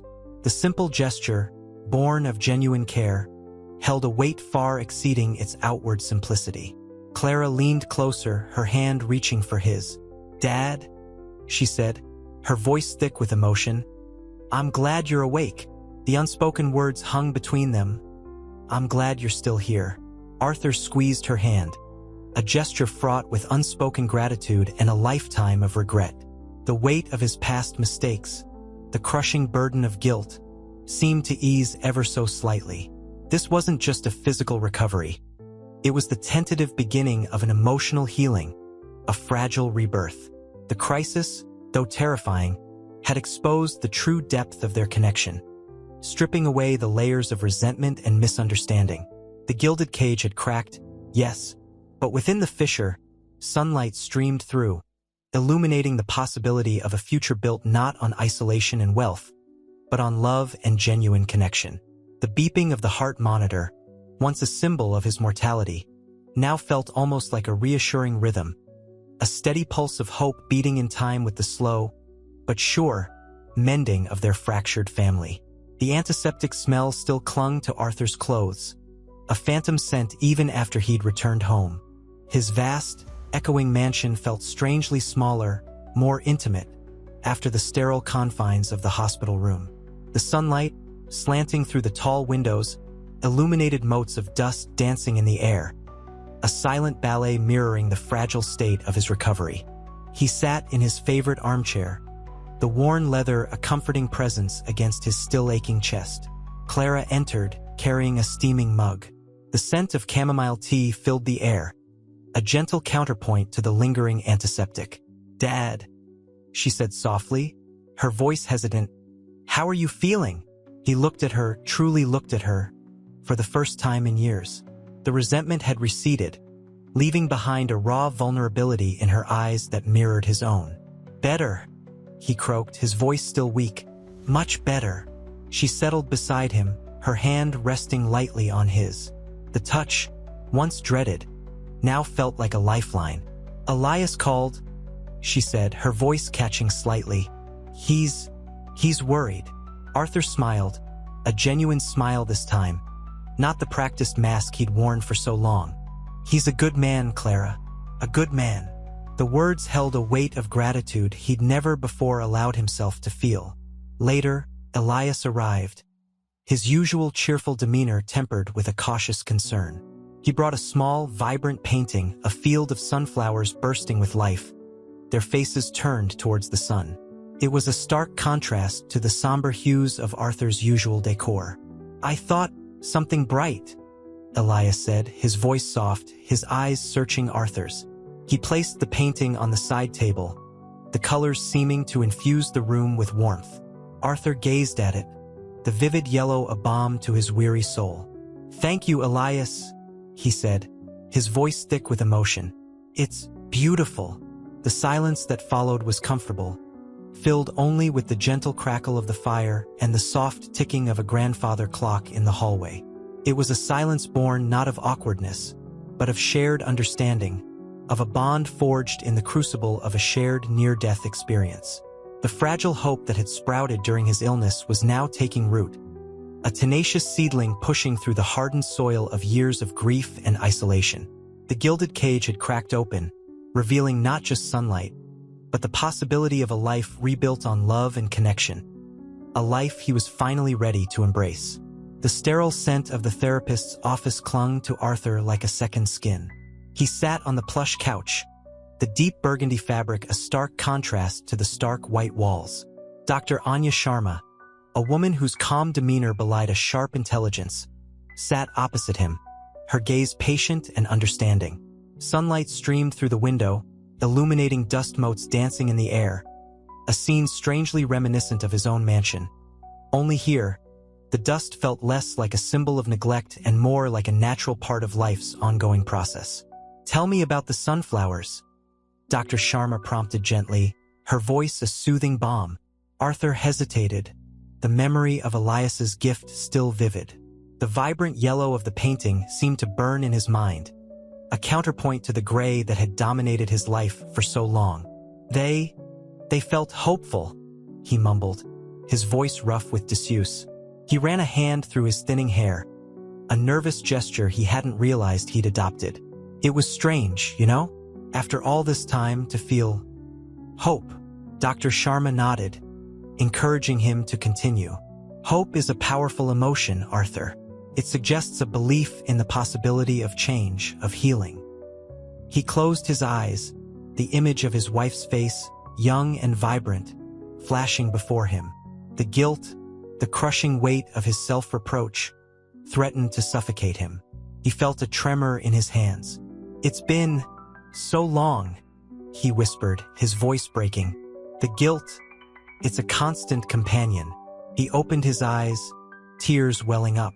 The shame of his tears was instantly eclipsed by the relief of finally voicing them. The dam of years of suppressed emotion had begun to crack.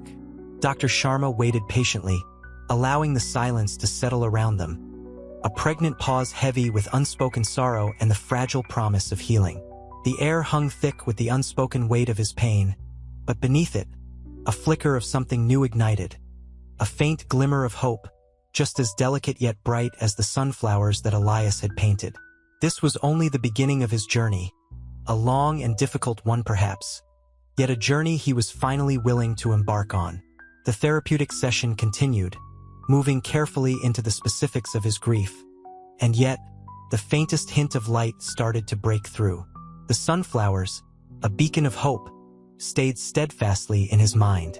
The therapist's office, despite its plush furnishings, felt cold. Arthur shivered, though the room was comfortably warm. The faint scent of lavender, meant to be calming, only heightened his anxiety. He traced the rim of his coffee cup, the ceramic cool against his trembling fingers. Dr. Sharma's gentle probing continued. "You mentioned guilt, Arthur. Can you elaborate?" He hesitated, the weight of unspoken years pressing down. "It's the accident. I should have been there. I could have prevented it." His voice cracked, the words catching in his throat. He looked away, his gaze fixed on a faded Persian rug, its intricate patterns blurring through his tears. Dr. Sharma leaned forward, her expression compassionate. "Arthur, you've carried this burden alone for far too long, but blaming yourself doesn't change the past. It only prevents you from moving forward." He closed his eyes, the image of his wife's smiling face a phantom pain behind his eyelids. The memory of the screech of tires, the shattering glass, the horrifying silence that followed it replayed in his mind like a broken record. He saw her, lying still on the rain-slicked street, her lifeless eyes staring up at a sky that had mirrored the bleakness in his soul. I feel responsible," he whispered, his voice barely audible. "If I'd been there," he trailed off, unable to finish the sentence. The unspoken words hung heavy in the air, a testament to the years of self-recrimination that had consumed him. Dr. Sharma's voice was soft, yet firm. "Arthur, grief is a complex emotion. It's natural to feel guilt, but dwelling on it will only perpetuate your suffering. Let's explore these feelings together. Let's begin to understand them, to process them, to eventually let them go." He nodded slowly, a single tear escaping and tracing a path down his cheek.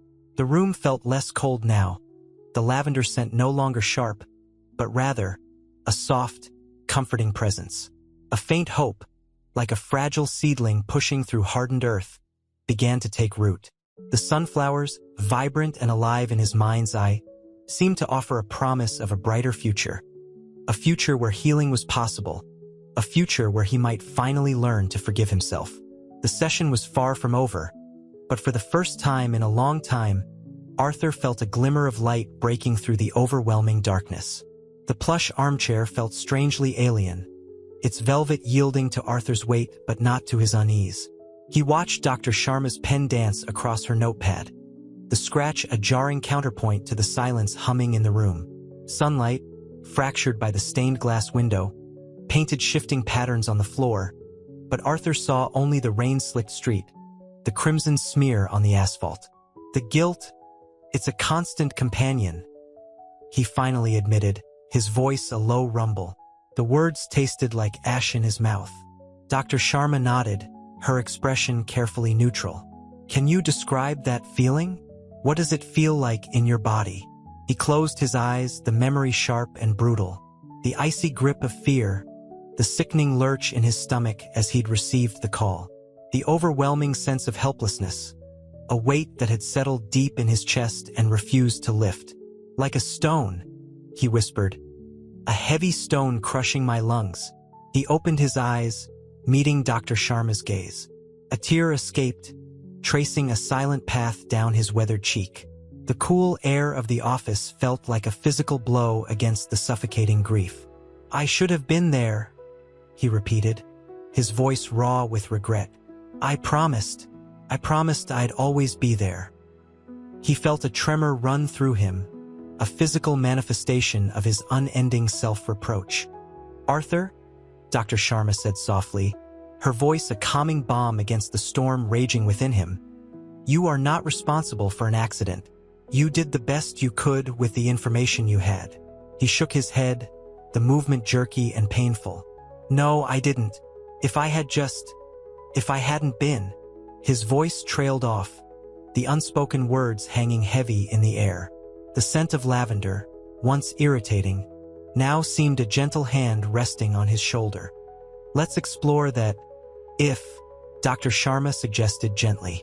"Let's unpack the what-ifs and see if we can find a way to release some of that burden." A faint, almost imperceptible flicker of hope ignited in the depths of his despair.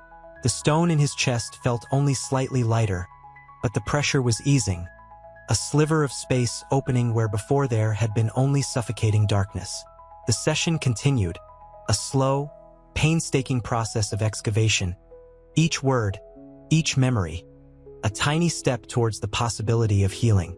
The sterile scent of antiseptic hung heavy in the air, a stark contrast to the opulent floral arrangements that adorned Arthur's waiting room. He sat stiffly on the edge of the leather couch, the polished surface cold against his skin. The ticking clock on the wall seemed to amplify the silence, each tick a tiny hammer blow against the fragile walls of his composure. He fidgeted, his fingers tracing the worn leather of his briefcase, a nervous habit he hadn't realized he'd acquired. Dr. Sharma entered, her smile warm and reassuring, a counterpoint to the icy dread churning in Arthur's stomach. "Ready to delve a little deeper today, Arthur?" she asked, her voice soft but firm. He nodded, the movement minimal, barely perceptible. The weight of his grief felt heavier than ever. The guilt, a suffocating blanket, wrapped around him, constricting his breath. He cleared his throat, the sound raspy and strained. I keep replaying it, he began, his voice barely a whisper. The rain, the slick road, the screech of tires. He closed his eyes, the image flashing before him with brutal clarity. His wife's laughter, cut short by a sickening crunch of metal. The blood, the sirens, the blinding flash of emergency lights, all etched into his memory. A horrifying tableau he couldn't escape. The what-ifs, he murmured, his voice cracking. If I had insisted she'd take a taxi. If I'd gone with her. He opened his eyes, tears welling. The shame was a physical weight, pressing down on his chest, making it hard to breathe. Dr. Sharma listened patiently, her gaze unwavering, offering a safe space amidst the storm raging within him. The silence between them was filled with unspoken emotions, a shared understanding of the depths of Arthur's pain. Slowly, painstakingly, he began to unravel the tangled threads of his guilt, his memories, his regrets. The process was agonizing, each revelation a fresh wound, yet also a necessary step towards healing. The session ended, leaving Arthur emotionally drained, but with a tiny spark of hope flickering in the darkness. A glimmer that perhaps, just perhaps, forgiveness, both for himself and for the past, was possible. The stone in his chest remained, but it felt, for the first time in years, slightly less heavy. The following week, Arthur found himself unexpectedly at Clara's apartment, a stark contrast to his own mansion. Sunlight streamed through the large windows, illuminating dust motes dancing in the air. Clara, perched on a worn armchair, nervously clutched a chipped mug. The scent of brewing coffee mingled with the faint aroma of old books. He'd arrived with a tremor of apprehension, a bouquet of lilies clutched awkwardly in his hand. I wanted to see you, he began, his voice hesitant, the words catching in his throat. The lilies felt heavy, clumsy symbols of a sentiment he struggled to express. Clara regarded him with a mixture of suspicion and guarded hope. Dad, she said, her voice soft but laced with years of unspoken resentment. What's going on? He swallowed, the lump in his throat refusing to budge. He placed the lilies on a small table, their fragrant blooms a stark contrast to the simple, unadorned space. I've been thinking, he stammered. About us, about everything. He avoided her gaze, his eyes falling on a faded photograph on the mantelpiece. A picture of them younger, happier, before the accident. A sharp pang of guilt resonated through him. Clara's expression softened slightly. About the accident?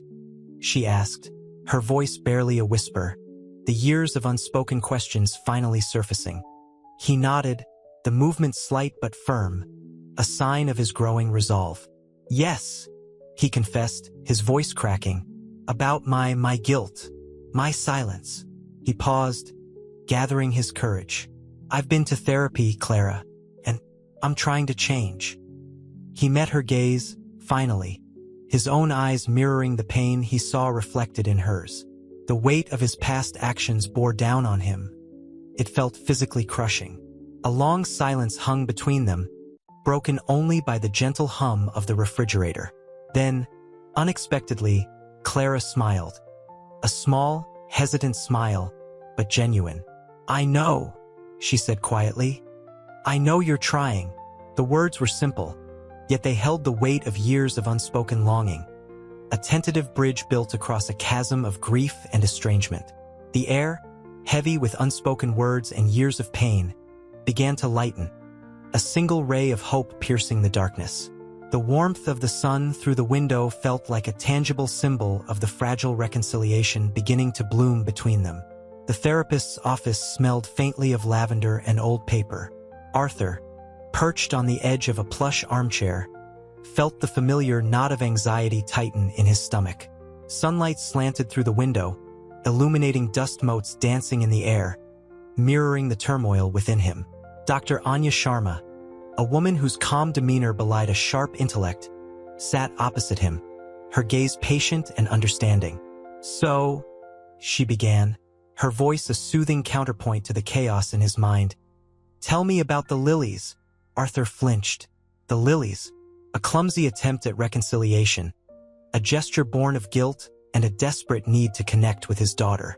He'd seen the hesitant acceptance in Clara's eyes, a flicker of hope in the desolate landscape of their fractured relationship.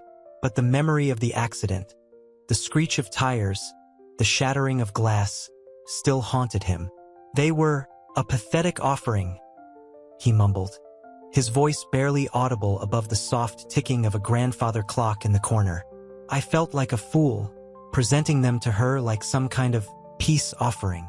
Dr. Sharma nodded, her expression encouraging. "And how did that make you feel?" "Inadequate," he confessed, the word tasting bitter on his tongue. "Guilty, like I was trying to buy forgiveness." He ran a hand through his thinning hair, the gesture betraying his inner turmoil. "I can't undo what happened, can I?" His voice cracked, a raw vulnerability seeping through his carefully constructed defenses. The weight of his past actions pressed down on him. It felt physically crushing. The silence that followed was heavy, pregnant with unspoken grief. He swallowed hard, the lump in his throat a testament to the years of pent-up emotion finally beginning to surface. "No, Arthur," Dr. Sharma replied gently, "but you can begin to understand it, to forgive yourself, and to build something new with Clara." Her words were simple, yet they held the weight of a promise, a glimmer of hope amidst the darkness. The faint scent of lavender seemed to intensify, a calming balm on his frayed nerves. The sun shifted, casting a long shadow across the room, a subtle shift signaling the passage of time, the slow, arduous process of healing. The weight on Arthur's chest felt slightly lighter, replaced by a fragile, tentative hope. The session wasn't a breakthrough, but it was a step, a small but significant movement forward. The mahogany table in the sunroom felt cool beneath Clara's fingertips. Sunlight streamed through the tall windows, illuminating dust motes dancing in the golden beams. It was the same sunlight that had bathed her childhood memories, yet now it felt different, filtered through a lens of resentment and loss. She'd come, reluctantly, at her father's request, a hesitant piece offering mirroring his own clumsy attempt with the lilies. "Clara," Arthur began, his voice raspy, the words catching in his throat. He fidgeted with a silver napkin ring, his usual composure shattered. The weight of unspoken years hung heavy between them, thicker than the dust motes in the afternoon light. He looked older, his shoulders slumped, the vitality that had always seemed to radiate from him now dimmed, like a flickering candle flame. I know I haven't been the father you deserved," he confessed, his gaze meeting hers for the first time in years, a vulnerable plea in his eyes. The words, though simple, carried the weight of a lifetime of regret. Clara remained silent, her gaze fixed on the intricate pattern of the Persian rug beneath her feet. The silence stretched, punctuated only by the gentle ticking of a grandfather clock in the hall, a relentless reminder of time's relentless march. The scent of lilies, still faintly lingering in the room, brought back the memory of his earlier attempts at reconciliation, attempts that had felt hollow, more like transactions than expressions of love. "It wasn't just the accident," she finally said, her voice barely a whisper, the years of suppressed hurt and anger finally breaking through. "It was everything. The work, the isolation, the way you shut us out." Arthur nodded, a single tear tracing a path down his weathered cheek. He didn't try to defend himself, didn't attempt to justify his actions. He simply listened, absorbing the hurt he'd inflicted, the years of neglect. He watched as Clara's voice, initially tight with anger, softened, becoming laced with a hint of forgiveness.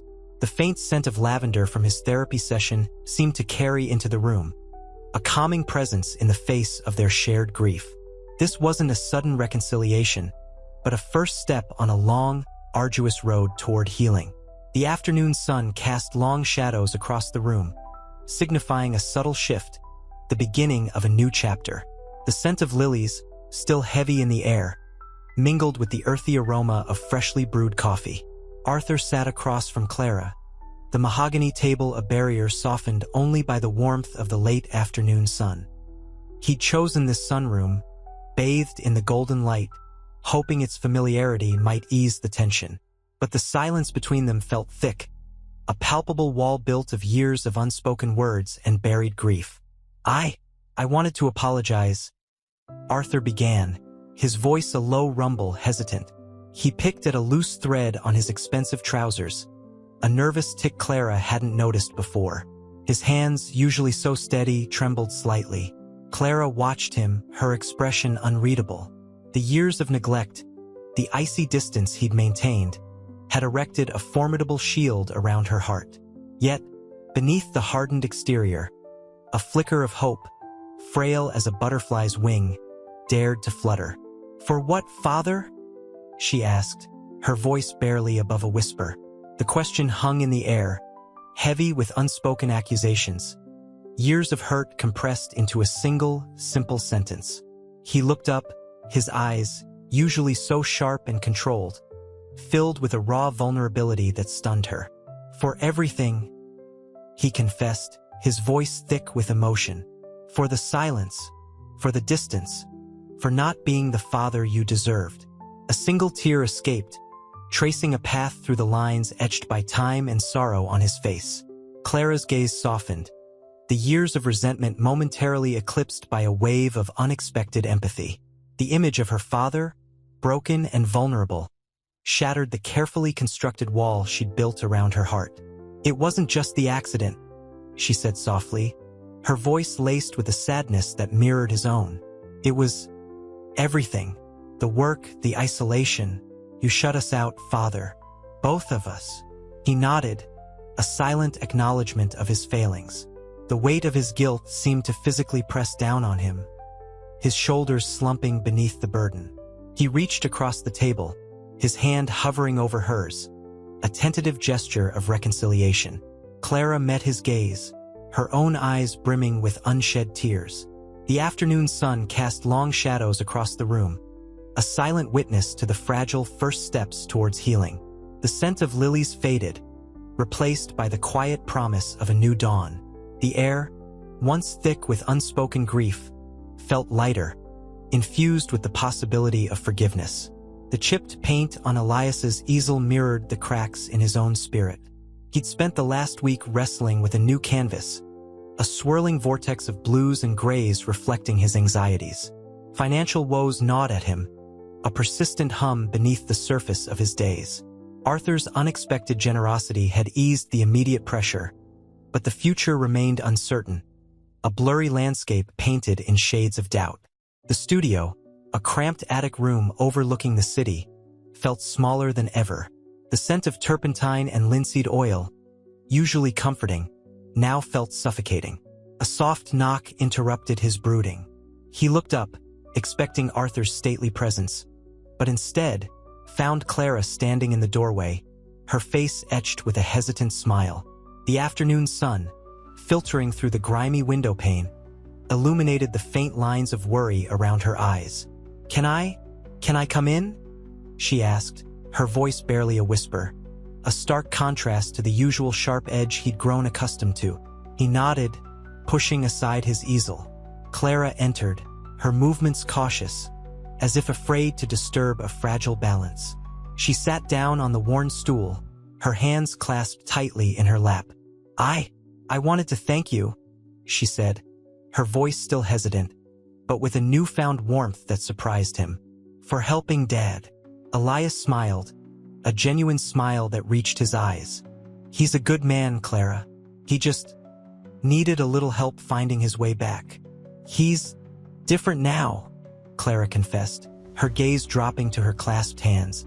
"He's talking to me, really talking." A single tear escaped and traced a path down her cheek. It wasn't a tear of sadness, but of relief, of a long-awaited thaw. The silence stretched between them, comfortable this time, filled with unspoken understanding. The city noises faded into the background, their private space holding only the quiet hope of healing. Elias felt a surge of gratitude, not just for Arthur's generosity, but for this unexpected connection, this fragile bridge built between a father and daughter, a bridge he had been privileged to help build. The shared burdens of the past, the shared hope for the future, created a silent bond that transcended the differences in their lives. This was a different kind of art, more beautiful than anything he could ever create on canvas. The scent of wood smoke and damp earth hung heavy in the air as Arthur and Elias walked through the autumnal woods bordering Arthur's estate. Crimson and gold leaves crunched underfoot, a counterpoint to the rhythmic thud of Arthur's cane. The afternoon sun, a hazy orb through the thinning canopy, cast long shadows that stretched and danced like restless spirits.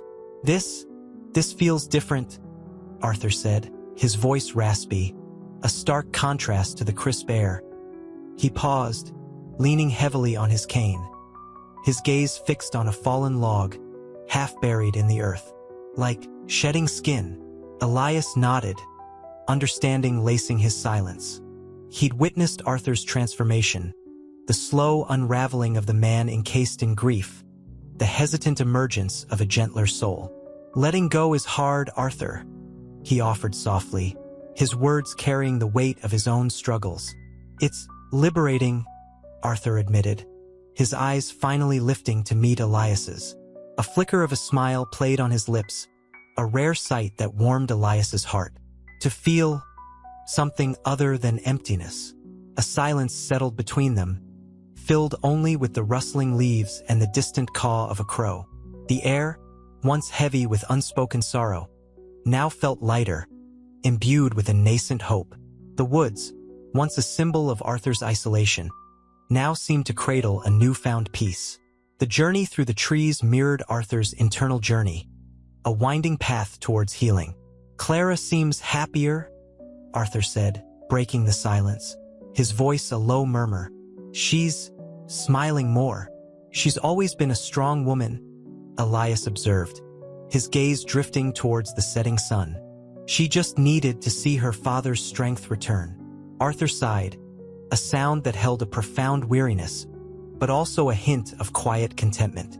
The weight of his past still lingered, a shadow that danced at the edges of his joy. But the darkness was receding, slowly replaced by a hesitant, fragile light.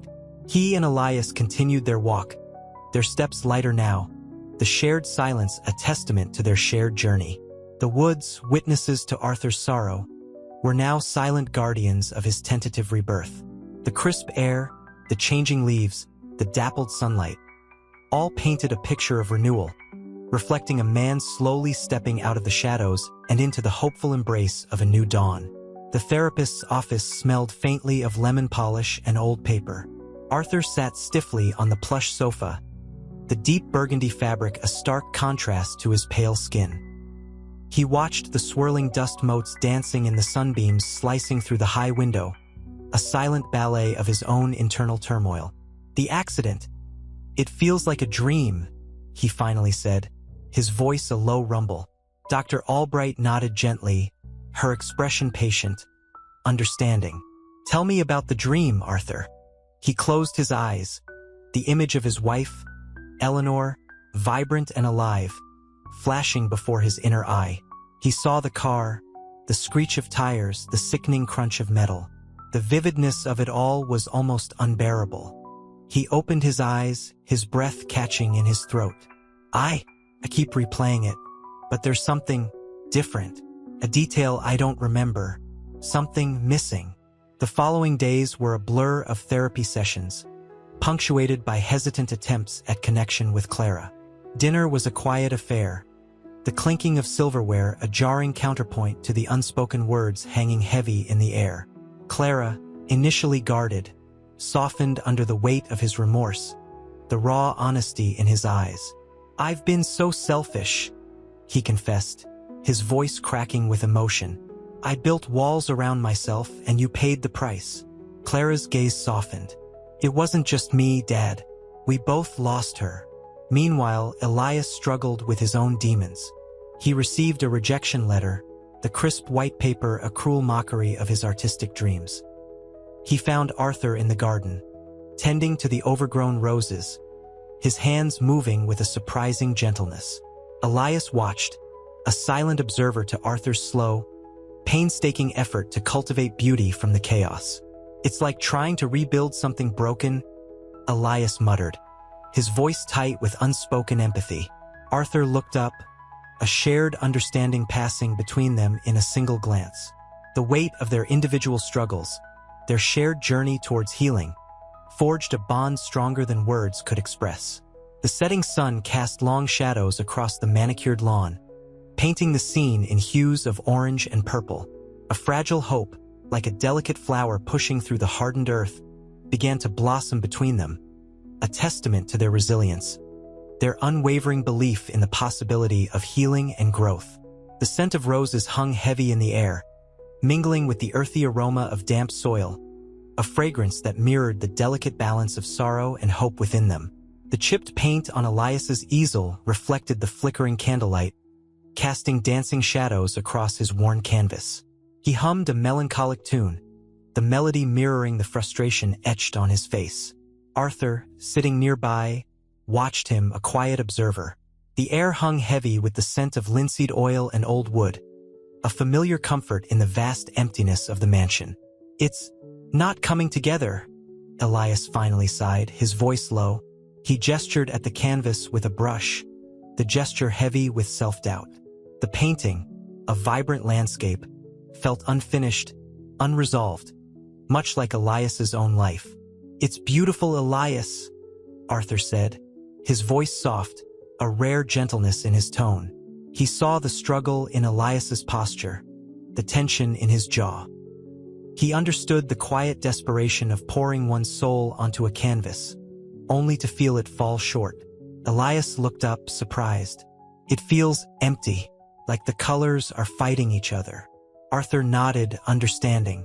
Sometimes the most beautiful things are born from chaos. It's the struggle, the process, that gives them depth. He paused, his gaze drifting to the window. The moon hung like a silver coin in the inky sky. I'm not sure I'll ever sell a painting," Elias confessed, the words barely a whisper. The weight of his financial struggles pressed heavily upon him, a constant, gnawing anxiety. Arthur felt a pang of empathy. He knew the sting of failure, the crushing weight of unmet expectations. He reached out, his hand covering Elias's on the easel. The warmth of his touch was unexpected, a silent acknowledgement of shared vulnerability. "The value of art isn't always measured in sales," Arthur said, his voice gaining strength.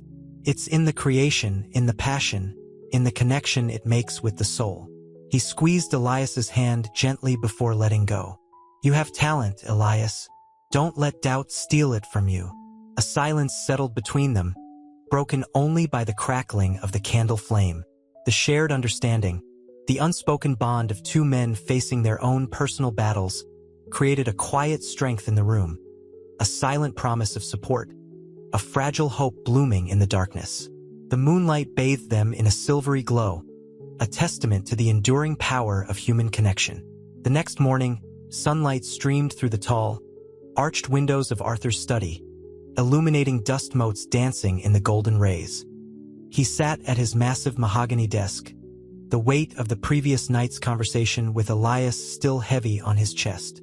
He reread the faded newspaper clipping, the ink blurring at the edges, a report on the accident that killed his wife, Sarah. A detail, a small, almost insignificant detail, caught his eye, a mention of a faulty brake line, a detail never before reported. A cold dread seeped into his bones. Had it been an accident, or something more? He felt a tremor of unease, a ripple of doubt disturbing the fragile peace he'd begun to find. The guilt, long dormant, stirred again, a venomous serpent coiling in his gut. He picked up the phone, his hand trembling slightly. He had to know. He dialed the number of the investigating officer, a man retired now, his voice raspy with age when he finally answered. The conversation was short, clipped, the officer's words confirming his suspicions, painting a picture of negligence, of a cover-up. The truth, brutal and unexpected, crashed down upon him like a tidal wave. It wasn't an accident. Sarah had been murdered. He sat there, stunned, the weight of the revelation pressing down on him, stealing the breath from his lungs. The years of self-recrimination, the crushing burden of guilt, all of it, based on a lie. He clutched the phone, his knuckles white, the room spinning around him.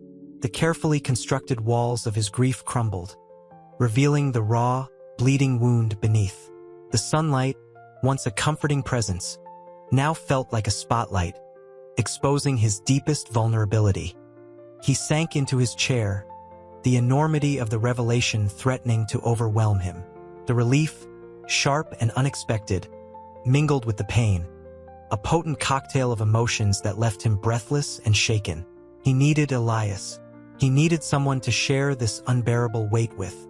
He picked up the phone again, this time to dial a different number, a different kind of hope rising within him. The phone call with the retired officer left Arthur drained, the sunlight now a mocking reminder of the life he believed he understood. He stared at the faded photograph on his desk, Sarah, radiant in a sun-drenched garden, her laughter echoing in the silent room, a ghost of a memory overlaid with the chilling reality of murder. His chest ached, a physical manifestation of the years of self-inflicted torment. He needed Elias. He found Elias in his studio, the scent of linseed oil and turpentine thick in the air. Elias, usually brimming with quiet energy, sat slumped over his easel, his usual vibrant palette dulled by a pervasive grayness. "Elias," Arthur began, his voice hoarse. I need to talk." Elias looked up, his eyes shadowed with concern. "What is it, Arthur? You look shaken." Arthur poured out the story, the words tumbling over each other, a torrent of revelation and disbelief. Elias listened patiently, his expression shifting from shock to anger, then to a profound sorrow that mirrored Arthur's own. The studio, usually a haven of creativity, felt claustrophobic, the air heavy with unspoken words. "So it wasn't an accident," Elias finally said, his voice low. They lied to you." Arthur nodded, unable to speak, the weight of the truth pressing down on him with renewed force. The years of grief, the self-blame, the crippling guilt, all built upon a foundation of lies. Elias rose and placed a comforting hand on Arthur's shoulder. "This changes everything, doesn't it?" Arthur swallowed, a lump forming in his throat. "It changes everything, but somehow, it also frees me." He looked at Elias, his gaze filled with a mixture of relief and uncertainty. "The guilt, it's still there, but it's different now. It's not the same crushing weight." The silence that followed was not empty. It was a shared space, a silent acknowledgement of the profound shift in their lives. The revelation, though devastating, had cracked open the shell of Arthur's grief, allowing a sliver of light to penetrate the darkness. The air, though still thick with emotion, felt lighter, as if a long-held breath had finally been released. The long road to healing lay ahead, but for the first time in years, Arthur felt a flicker of hope, a tentative step toward a future unburdened by the crushing weight of a lie. He knew the legal battle that would follow would be arduous, but now, armed with the truth, he felt a newfound strength, a resolve fueled by the understanding that even in the deepest darkness, truth could bring its own kind of light. The revelation hung between them, heavy and unspoken, like the scent of wood smoke clinging to the air after a fire. Arthur, his face etched with a weariness that went beyond physical exhaustion, stared out at the rain lashing against the studio window. Each drop seemed to mirror a tear unshed, a grief held captive for too long. The muted gray of the city mirrored the turmoil within him. "It's surreal," he finally whispered, his voice rough, like sandpaper. The truth, though a cruel and unwelcome guest, had somehow loosened the iron grip of his self-blame.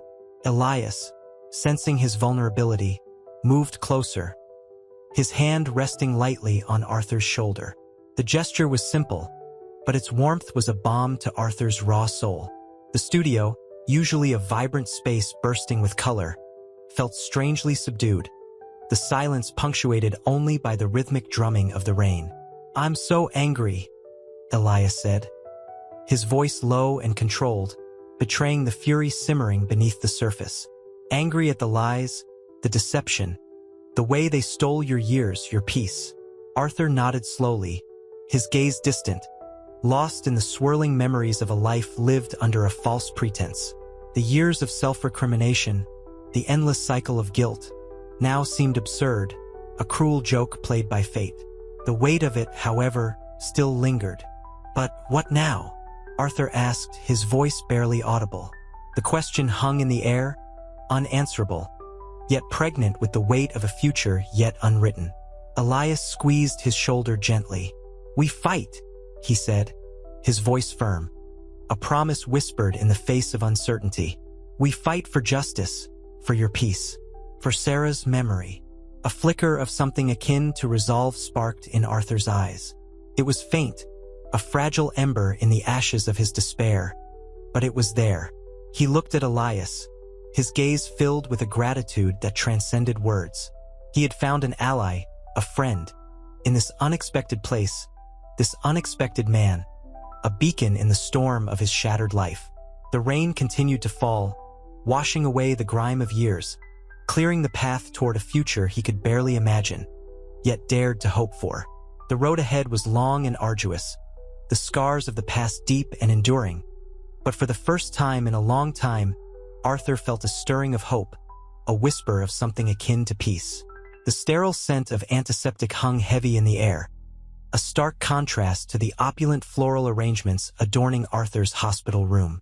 Sunlight streamed through the window, illuminating dust motes dancing in the golden rays, a silent ballet of insignificance against the backdrop of his turmoil. He lay propped up against pillows, his face pale, his eyes shadowed with exhaustion. Clara sat beside him, her hand clasped in his, her knuckles white. "I'm sorry, Dad," she whispered, her voice thick with unshed tears. The words, so simple, held the weight of years of unspoken resentment and regret. The apology hung in the air, fragile and precious. Arthur squeezed her hand, a faint smile playing on his lips. "Don't be," he rasped, his voice weak but steady. We both made mistakes." The silence that followed was heavy, laden with unspoken emotions. Clara leaned closer, her gaze searching his. She saw a flicker of something new in his eyes, a vulnerability she had never witnessed before, a raw honesty that transcended the gilded cage of his wealth. Later, Elias arrived, his presence a calming influence in the tense atmosphere. He carried a small bouquet of wildflowers, a simple gesture that spoke volumes. The vibrant colors of the blooms seemed to chase away the sterile pall of the hospital room. He placed them gently on the bedside table, their delicate fragrance a soothing balm to Arthur's troubled spirit. "How are you feeling?" Elias asked, his voice soft, his gaze warm and concerned. Arthur looked at him, a hint of a smile touching his lips. "Better," he replied, his voice stronger now. "Much better. Seeing you both, it's helped." His gaze lingered on Clara, a silent acknowledgement of their tentative reconciliation. Elias's gaze shifted to Clara, a silent understanding passing between them. He saw the softening of her features, the lessening of the rigid anger that had always guarded her. The shared grief, the shared struggle, had finally begun to build a bridge between father and daughter. The sterile hospital room, for a moment, felt imbued with a fragile hope, the scent of wildflowers a promise of a brighter future. The revelation of the accident's true nature hung in the air, unspoken, yet casting a long shadow of anticipated change. It was a new beginning, shrouded in uncertainty, but laced with the faint, sweet fragrance of forgiveness. The crisp autumn air bit at Arthur's cheeks as he surveyed the grounds of his newly established foundation. Sunlight, filtered through the vibrant hues of maple and oak, dappled the meticulously manicured lawns. The imposing building, a modern architectural marvel of glass and steel, stood as a testament to his changed priorities. It wasn't the cold opulence of his mansion. This felt warmer, alive with the energy of purpose. He inhaled deeply, the scent of damp earth and fallen leaves filling his lungs, a welcome contrast to the sterile perfume of his former life. "It's remarkable, Arthur," Elias said, his voice laced with genuine admiration. He stood beside him, his paint-stained overalls a stark, yet somehow fitting contrast to the sleek surroundings. The artist, no longer struggling, now held a quiet confidence, his eyes bright with a newfound success that mirrored Arthur's own transformation. Arthur smiled, a genuine smile that reached his eyes, crinkling the corners. "It's not just bricks and mortar, Elias. It's a chance to give back, to help others find their voice, their path." He gestured towards the bustling interior, where young artists worked diligently in their studios. "You've found yours," Elias responded softly, his gaze holding a deep understanding. The unspoken words hung between them, a shared journey, a mutual healing. Later that evening, in the warmth of Arthur's newly redesigned, far less imposing study, Clara joined them. The tension that had once characterized their interactions had largely dissipated, replaced by a comfortable silence punctuated by easy laughter. Clara, her face softened by a newfound peace, picked up a sketchbook Elias had left on the table. She traced the lines of a charcoal portrait, a powerful, almost haunting depiction of Arthur himself. "It's beautiful," she murmured, her voice catching slightly. Elias smiled, a shy, self-effacing smile. "He's a fascinating subject," he said, "but the most interesting parts aren't visible. They're the things you discover when you really see someone." Clara looked at her father, a quiet understanding passing between them. The lines on his face, etched by grief and regret, now seemed to hold a softer story, a narrative of resilience and growth. The gilded cage had been dismantled, replaced by a life lived with authenticity and purpose. The future still held uncertainties, but they faced them together, bound by a shared history and a hard-won connection. The air hummed with a quiet contentment, the promise of a future built not on wealth alone, but on love and genuine connection. The foundation's launch gala shimmered. Crystal chandeliers cast a dazzling light on the elegantly dressed guests, their hushed conversations a gentle hum against the backdrop of classical music. Arthur, however, found himself drawn to a quieter corner, observing the scene with a detached amusement. The lavishness felt foreign, a ghost of his former life. He sipped his champagne, the bubbles tickling his tongue, a stark contrast to the bitter taste of his past regrets. Clara approached, her smile radiant. "It's incredible, Dad," she said, her voice filled with genuine pride. "You've done something truly amazing." She squeezed his hand, her touch warm and reassuring. The years of strained silence between them felt distant, almost surreal. He returned her smile, the warmth spreading through him. "It's all thanks to Elias," Arthur replied, his voice thick with emotion. He looked towards the artist, who was engaged in animated conversation with a young woman, his eyes sparkling with enthusiasm. Elias's success, he realized, was as much a victory for him as it was for the young artist. That evening, the three of them sat together, the tension that had once dominated their interactions now replaced by a quiet camaraderie. The city lights twinkled outside, painting the windows with a soft, romantic glow. The air hummed with contentment.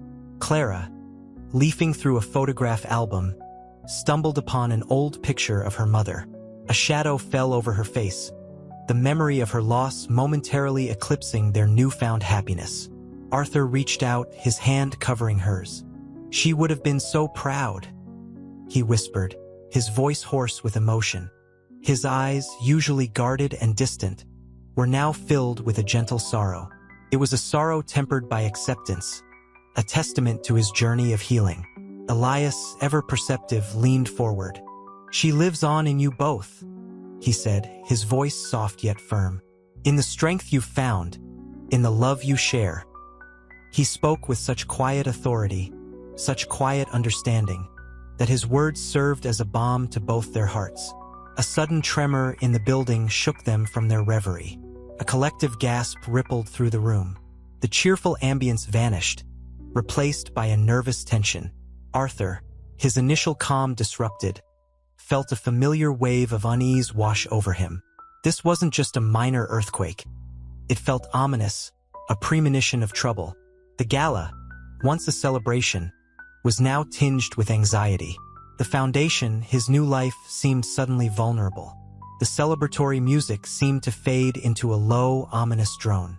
The tremor, a low, guttural rumble, subsided, leaving an unsettling silence in its wake. Crystal glasses still tinkled faintly, a jarring counterpoint to the sudden hush. Arthur's initial unease morphed into a cold dread. He looked at Clara, her face pale, her hands still clasped in his. The warmth he'd felt moments before had vanished, replaced by a chilling apprehension. "What was that?" Clara whispered, her voice barely audible above the frantic whispers spreading through the room. Arthur forced a reassuring smile, but his heart hammered against his ribs. "Just a small earthquake," he said, his voice stronger than he felt. He didn't believe it himself. This felt different, more sinister. Elias, sensing the shift in atmosphere, approached them, his usual cheerful demeanor replaced by a concerned frown. The city lights outside, once romantic, now seemed to pulse with an ominous energy. "I've heard about this building," Elias murmured, his gaze sweeping over the opulent ballroom. "They say it's structurally unsound." The words hung in the air, heavy with unspoken implications. The celebratory music had completely ceased, replaced by the unsettling creak of the ancient building settling, a sound that seemed to echo the tremor in Arthur's soul. He'd built this foundation on shaky ground, both literally and figuratively. His newfound peace, the fragile happiness he'd cultivated, felt suddenly threatened. Clara squeezed his hand again, her touch a small spark of comfort in the growing darkness. "We'll be okay, Dad," she said, her voice a brave attempt to mask her own fear. Arthur looked at his daughter, then at Elias, their faces etched with a shared anxiety.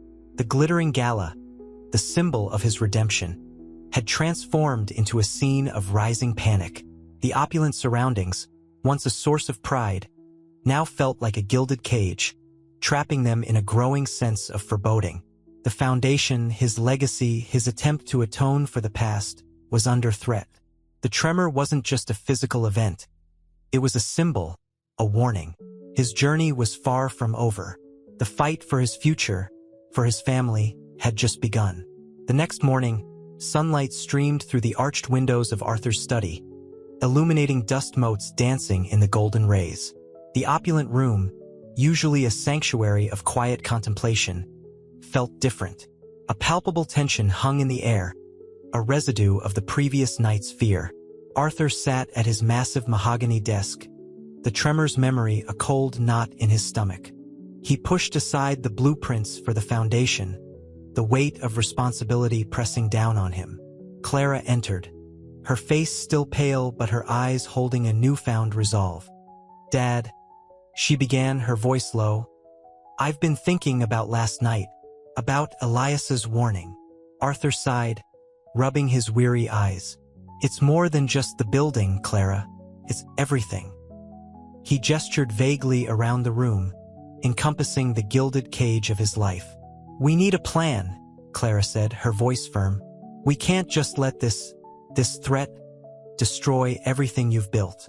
"I know," he murmured, his gaze falling to the papers spread across his desk. He saw not just blueprints, but a reflection of his own vulnerability. His carefully constructed world, his attempt at redemption, was cracking. He felt the familiar sting of guilt, a shadow from his past, threatening to engulf him once more. Elias arrived shortly after, carrying a steaming mug. The aroma of strong, dark coffee filled the room, a comforting contrast to the lingering anxiety.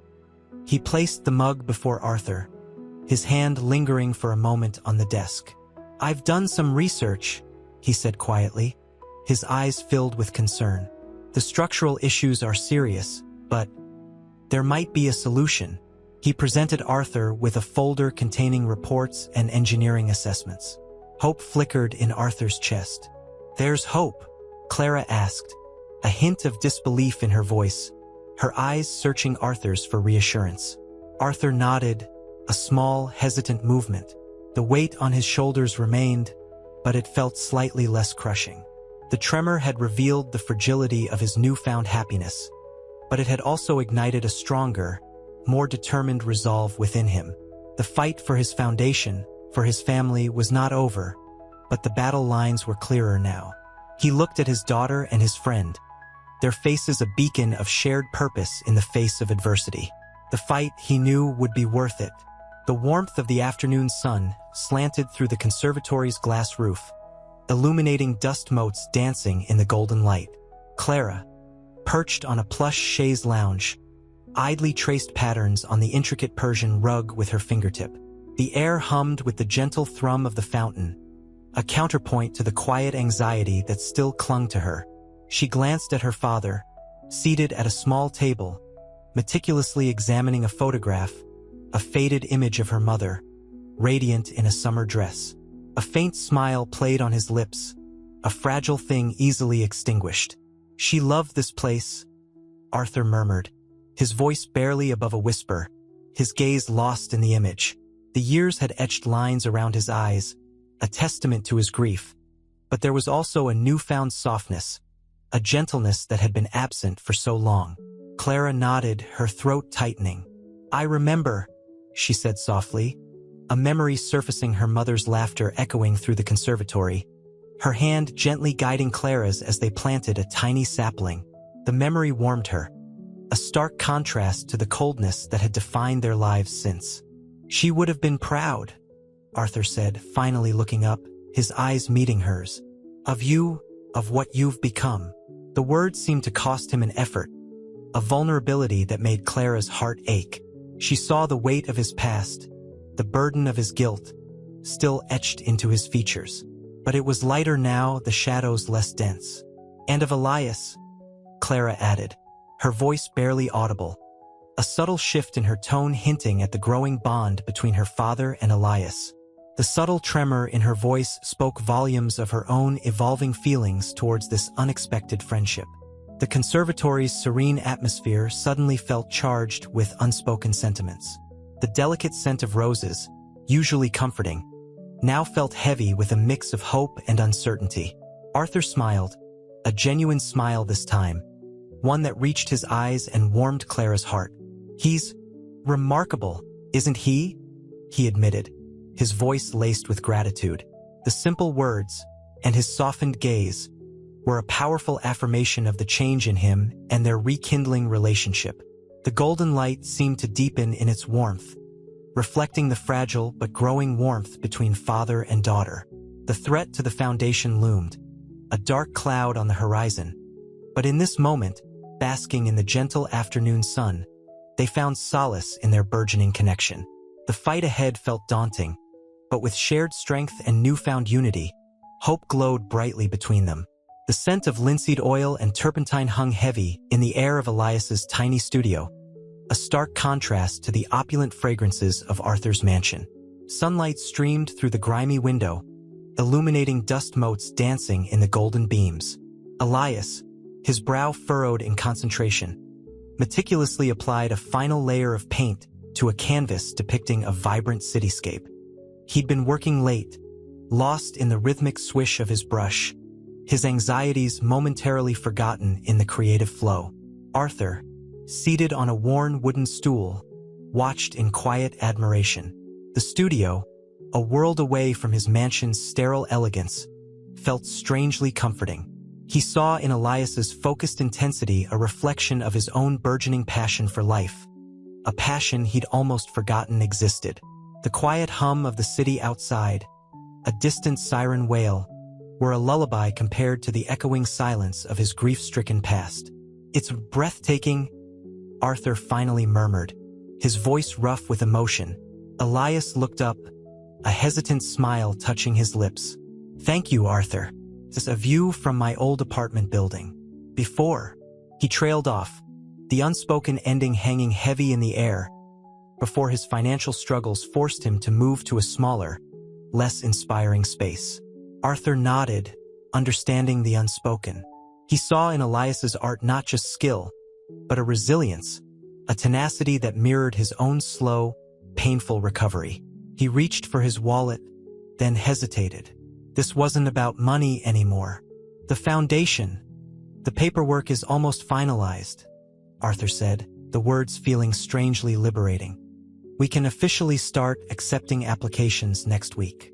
Elias's eyes widened. That's incredible, Arthur. This will change so many lives. It's changing mine, Arthur admitted, his voice low.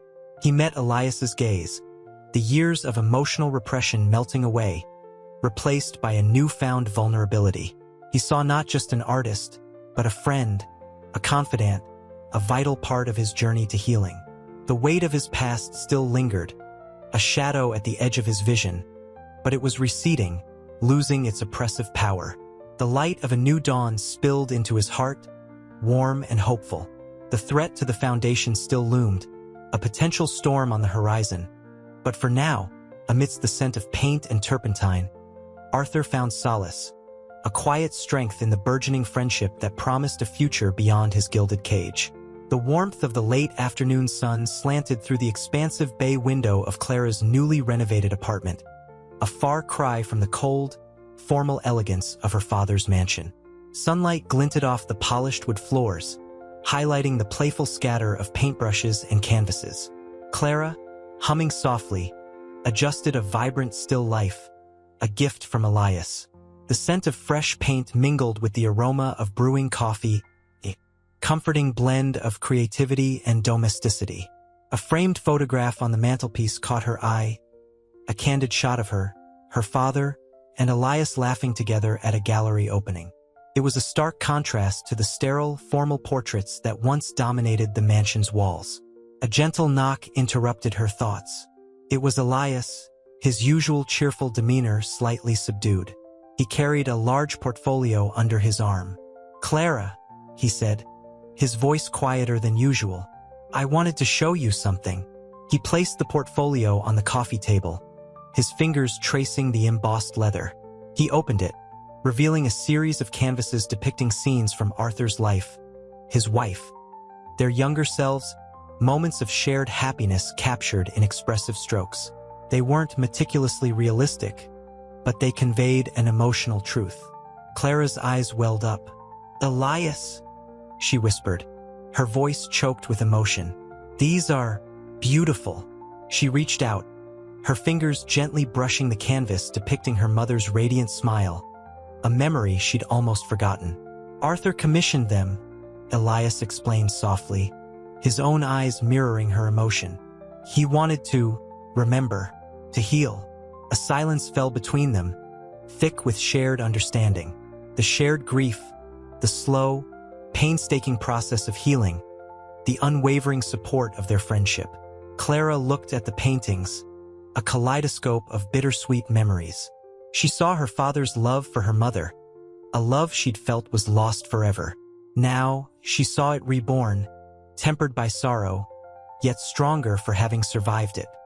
"He's changed," Clara said, finally breaking the silence. "He's actually happy." She smiled, a genuine smile that reached her eyes, a smile that reflected the fragile, yet enduring hope blossoming within her heart. The threat to the foundation still loomed, a dark cloud on the horizon. But here, in the warm glow of the afternoon sun, surrounded by the vibrant colors of Elias's art, it felt distant, almost inconsequential. The future, once shrouded in uncertainty, now seemed filled with possibilities. The scent of wood smoke and roasting chestnuts filled the air as Arthur and Clara strolled through the autumnal park, a scene far removed from the sterile perfection of his mansion.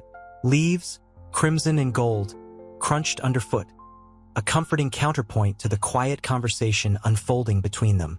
Clara, her face softened by a gentle smile, pointed to a group of children building a snowman.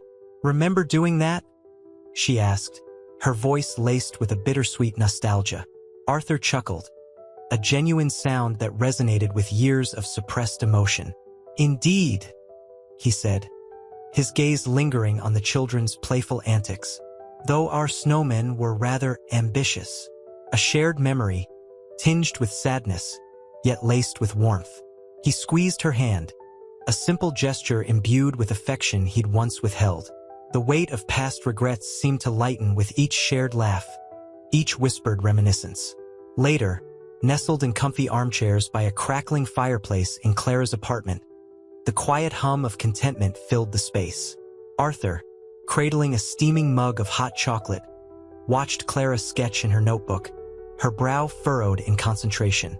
The warmth of the firelight illuminated her face, highlighting the newfound peace that radiated from within.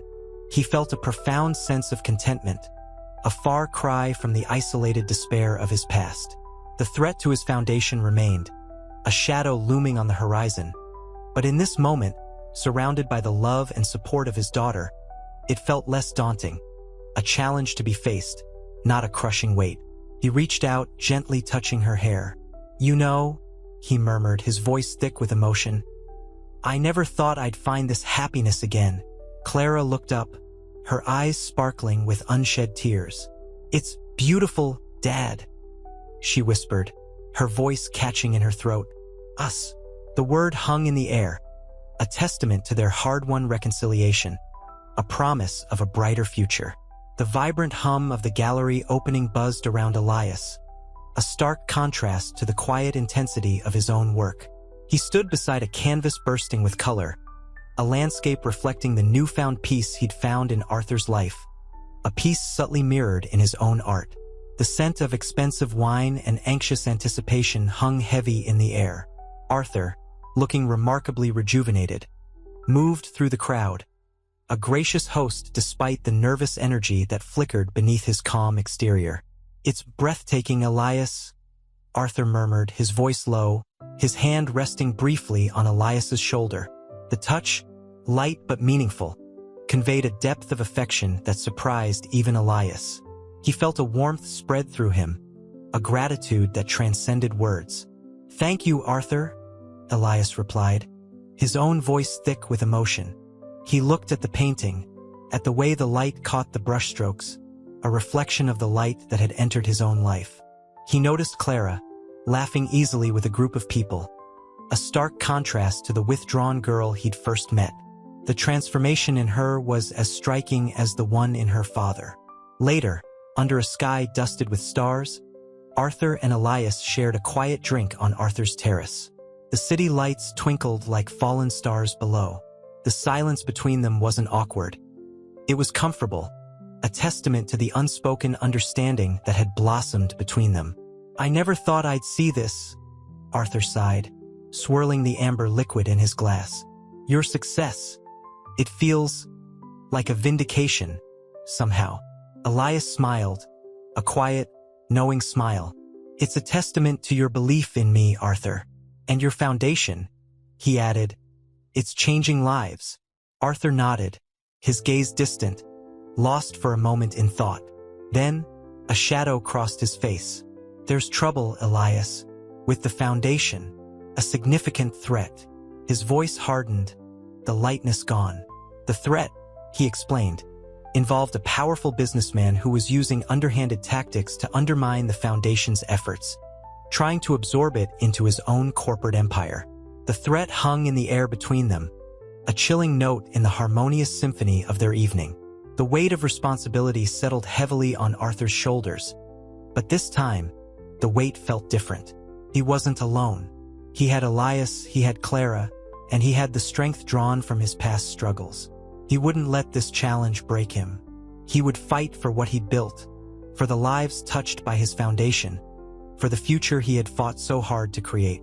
The quiet determination in his eyes promised a battle, but a battle he would face, armed not only with his wealth, but with a newfound resilience forged in the crucible of grief and loss. The threat loomed, a palpable shadow clinging to the crisp night air. Arthur, usually so composed, paced the terrace, the city lights blurring through his restless movements. The clinking of ice in his glass was the only sound besides the distant siren wail, a counterpoint to the simmering anxiety. Elias, watching him, felt a familiar pang of sympathy. He knew this wasn't just about money. It was about Arthur's fragile rebirth, threatened with destruction. "He's relentless," Arthur finally said, his voice rough, the words tumbling out. "This Breckenridge, he'll stop at nothing." Elias nodded, understanding dawning in his eyes. He sees your foundation as an obstacle?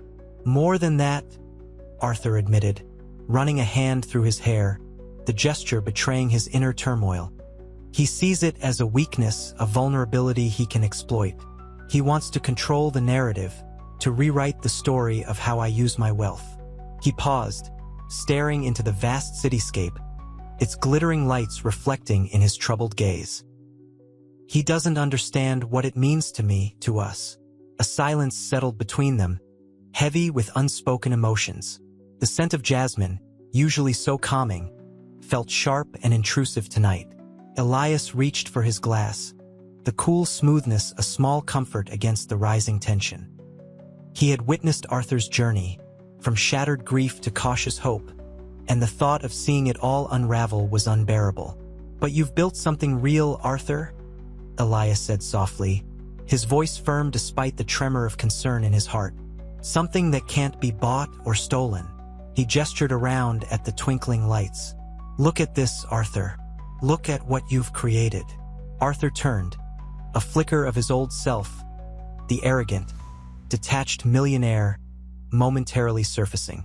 But it was quickly replaced by something different, something stronger: determination. The city lights seemed to momentarily lose their vibrancy, obscured by the intensity of his gaze. "You're right," he said, his voice low but resonant. "It's more than money. It's about redemption. It's about hope." He took a long, slow sip of his drink, the ice clinking a final, almost defiant note in the stillness of the night. "And I won't let him take that from me." The shadow of the threat remained, but it no longer consumed him. He had allies now, a support system built not on wealth, but on genuine connection and shared purpose. The fight ahead was daunting, but he was ready. He would fight for his foundation, for his daughter, for Elias, and for the chance at a life that transcended the gilded cage he'd once inhabited. The morning sun, a pale imitation of the city's dazzling lights, filtered through the tall windows of Arthur's study. Dust motes danced in the golden rays, highlighting the quiet stillness of the room, a stark contrast to the tempest brewing inside him. He sat at his large mahogany desk, the weight of Breckenridge's threat pressing down like a physical burden. The expensive pen lay idle in his hand, its polished surface reflecting his worried frown. Clara entered, her footsteps quiet on the thick carpet. She carried a steaming mug, the aroma of chamomile filling the air, a small act of comfort in the face of looming conflict. "Dad," she said softly, her voice laced with concern, "you haven't slept." He looked up, his eyes showing the strain of sleepless nights. "I'm fine, Clara," he mumbled, pushing the pen aside. The lie felt heavy, even to him. Clara placed the mug gently on the desk, her hand brushing his. The simple touch conveyed more concern than any words could. "You're not," she countered, her voice firm but tender. "He's relentless, isn't he?" He nodded, the weight of his worry palpable. "He's trying to dismantle everything I've built," Arthur confessed, his voice barely above a whisper. "Not just the foundation, Clara. He wants to take away the redemption." Clara sat beside him, her hand resting on his.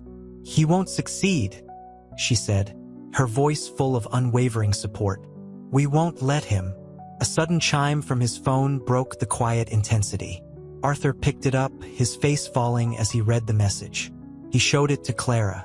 It was a veiled threat from Breckenridge, a subtle reminder of his power, his reach. Arthur closed his eyes, a deep breath escaping his lips. The fear was still there, a cold knot in his stomach, but it no longer paralyzed him. He looked at Clara, at her unwavering support, the quiet strength in her eyes. He saw the reflection of his own resilience in her gaze. "He's underestimated us," Arthur said, a new firmness in his voice, the tremor of fear replaced by a steely resolve. "He doesn't understand the power of what we've created together." He looked at the mug of chamomile, the comforting scent, a symbol of the warmth he now felt, a warmth that extended far beyond the walls of his opulent mansion. This battle wasn't just about money.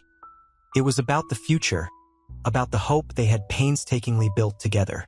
He was ready. The scent of linseed oil and turpentine hung heavy in the air of Elias's studio, a small, sun-drenched space a world away from Arthur's mansion. Canvas stretched taut on easels, vibrant colors vying for attention.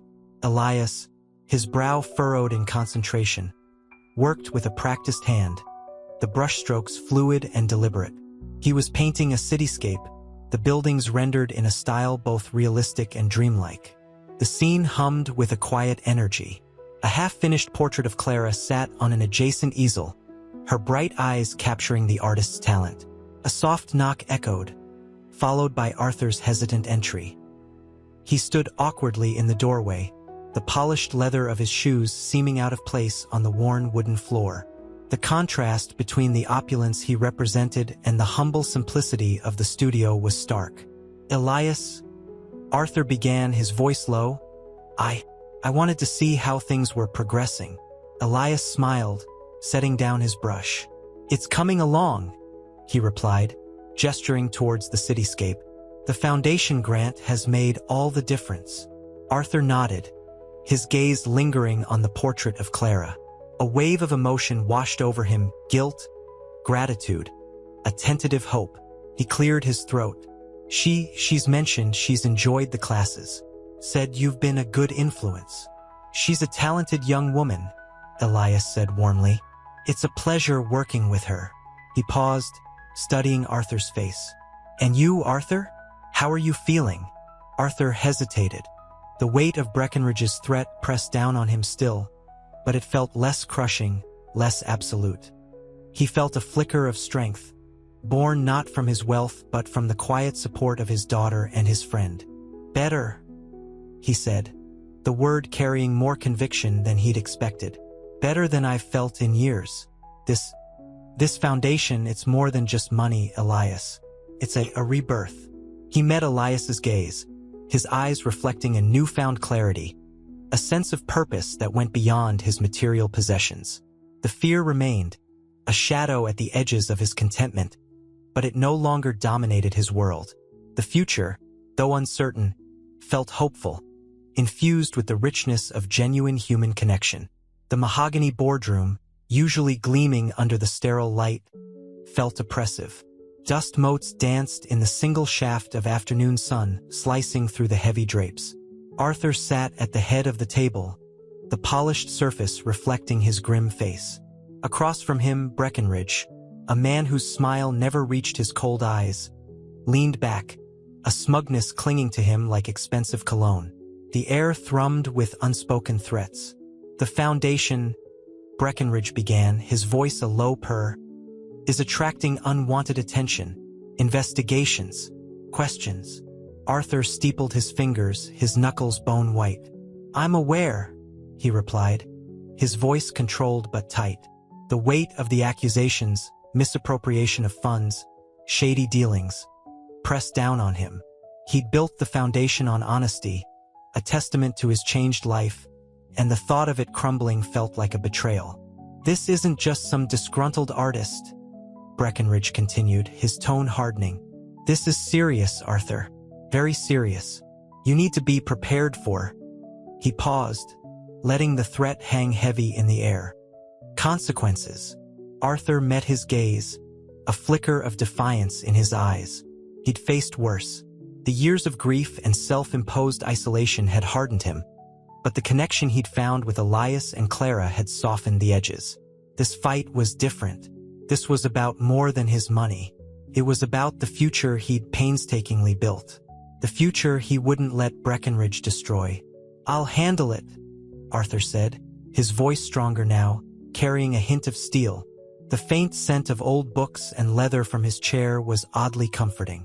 He knew the fight would be difficult, but he also knew he wasn't alone. He had the support of his daughter, the quiet strength of Elias, and, more importantly, he had a reason to fight. He wasn't just protecting his wealth, he was defending hope. The hope of a future free from the shadows of his past. He stood, the chair scraping against the polished floor, a sharp sound in the sudden silence. The battle had begun. The weight of Breckenridge's threat settled heavily on Arthur. The mahogany gleamed under the harsh fluorescent lights, mocking the dust motes dancing in the stagnant air. He felt the familiar chill of fear, a ghost of the icy grip that had held him captive for so long. But this fear was different. It was edged with a steely resolve. He wasn't the isolated, grief-stricken man he'd once been. "He's digging?" Clara's voice, quiet but firm, broke through his thoughts. She stood beside him, her hand resting lightly on his arm, a gesture both comforting and supportive. The scent of her lavender perfume mingled with the sharp, leathery aroma of the boardroom. Arthur nodded, the movement a small act of defiance. He's trying to discredit the foundation, to link it back to everything. The unspoken accusation hung between them, the shadow of his past sins. "But they won't find anything," Clara insisted, her voice laced with a fierceness that surprised him. He saw a reflection of his own strength in her eyes, a strength he had helped nurture. "This isn't just about money, Dad," she continued, her hand tightening on his arm. "It's about everything you've built. Your hope, Elias's future." Her voice caught slightly, her unwavering support resonating deeply. The memory of Elias's worried face flashed through Arthur's mind. The young artist, whose talent had blossomed under his patronage, whose spirit mirrored Arthur's own journey of rebuilding. He imagined Elias's studio, the vibrant colors of his canvases a stark contrast to the sterile gray of this room. He felt a surge of protective anger, a potent cocktail of fear and determination. Arthur took a deep breath, the scent of old books and leather suddenly comforting, a grounding presence amidst the turmoil. "We'll fight this," he said, his voice resonating with newfound strength. The words were a promise, not just to himself but to Clara and Elias. This wasn't just a battle for his foundation, it was a battle for their future, for the hope they had painstakingly built, brick by painstaking brick. He wouldn't let it crumble. He wouldn't let them down. The fight had begun, and this time he was ready. The legal papers felt brittle under Arthur's trembling fingers. The sterile scent of the lawyer's office, a cloying mix of old paper and expensive cologne, did little to soothe his anxiety. Breckenridge's accusations were a poisoned dart, aimed directly at the heart of the Arthur Miller Foundation. Clara sat beside him, her hand a comforting weight on his, her presence a silent affirmation of their shared fight. "They're digging into your past, Dad," Clara whispered, her voice barely audible above the hum of the air conditioning. The fluorescent lights cast harsh shadows on her face, highlighting the worry etched into her features. He saw the fear mirrored in his own eyes, but beneath it, a stubborn resolve hardened. "They won't find anything to substantiate their claims," Arthur replied, his voice stronger than he felt. He forced a reassuring smile, but the tremor in his hand betrayed his lie. The weight of his past, the years of self-imposed isolation, pressed down on him. This wasn't just about the foundation. It was about everything he had rebuilt, every fragile connection he had painstakingly mended. Later, in the quiet sanctuary of his study, the scent of old leather and aged paper a familiar comfort, he pored over the documents again. Elias, his friend, sat opposite, sketching furiously in his notepad. The rhythmic scratching of his pencil was a grounding presence, a counterpoint to the turmoil raging within Arthur. "They're trying to connect the accident to the foundation's funding," Elias murmured, his voice low and concerned. He looked up, his usually bright eyes clouded with worry. The flickering candlelight cast dancing shadows on his face, accentuating the lines of concern etching themselves around his eyes. "They're grasping at straws," Arthur said, but even to his own ears, the words sounded unconvincing. Doubt, a venomous serpent, coiled in his gut. He thought of his late wife, her laughter echoing faintly in the chambers of his memory, a phantom touch upon his soul. The guilt, a constant companion, gnawed at him relentlessly. "No," Elias said gently, placing his hand on Arthur's. "This isn't about straws, Arthur. It's about them wanting to silence you, to silence the good you're doing." His grip tightened, a silent message of support. The warmth of his touch, the simple gesture, pierced through the icy grip of Arthur's fear. A renewed sense of purpose ignited within him. This wasn't just about surviving Breckenridge's attack. It was about proving his worth, about demonstrating the strength he had found in rebuilding his life, his family, and his future. The fight was far from over, but for the first time since the threat surfaced, Arthur felt a flicker of hope. He wasn't alone. He had Clara, he had Elias, and together they would face this. The mahogany table in Arthur's study felt cold beneath his fingertips. The scent of old leather and pipe tobacco, usually comforting, now felt heavy, suffocating. He stared at the legal documents, the crisp white paper a stark contrast to the turmoil raging within him.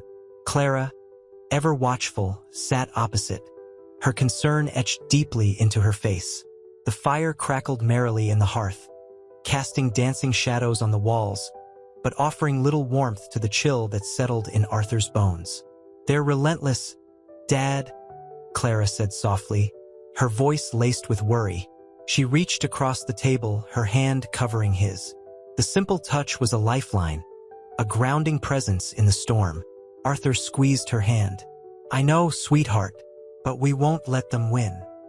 His voice was firmer than he felt, a carefully constructed facade masking the fear gnawing at him. Breckenridge's accusations weren't just about money. They were about tearing down everything he'd painstakingly rebuilt. They were about resurrecting the ghosts of his past. Elias entered, his footsteps muffled by the thick Persian rug. He carried 2 steaming mugs, the aroma of chamomile tea filling the room, a fragrant counterpoint to the bitter taste of fear. He placed one before Arthur, his hand lingering briefly on his arm, a silent offering of support. "Any progress?" Elias asked, his voice gentle, his eyes filled with concern. He surveyed the scattered documents, the tense atmosphere heavy in the air. Arthur shook his head, the movement sending a shiver down his spine. "They're trying to link the accident to the foundation's funding. It's absurd." The words felt hollow even to his own ears. The doubt, a persistent shadow, clung to him. Elias's gaze was unwavering. "Absurd, yes, but also calculated. They're trying to discredit you, Arthur, to silence you." He leaned forward, his voice dropping to a near whisper. "But they won't. Not while we're here." Clara's hand tightened on Arthur's. The warmth of her touch, the silent affirmation of her unwavering support, pierced through the icy grip of his fear. He looked at her, at Elias, and saw not just concern, but a fierce loyalty, a shared determination. He wasn't alone. This wasn't just about surviving Breckenridge's attack. It was about proving them wrong, about fighting for the future he'd built, the future he shared with his daughter and his friend.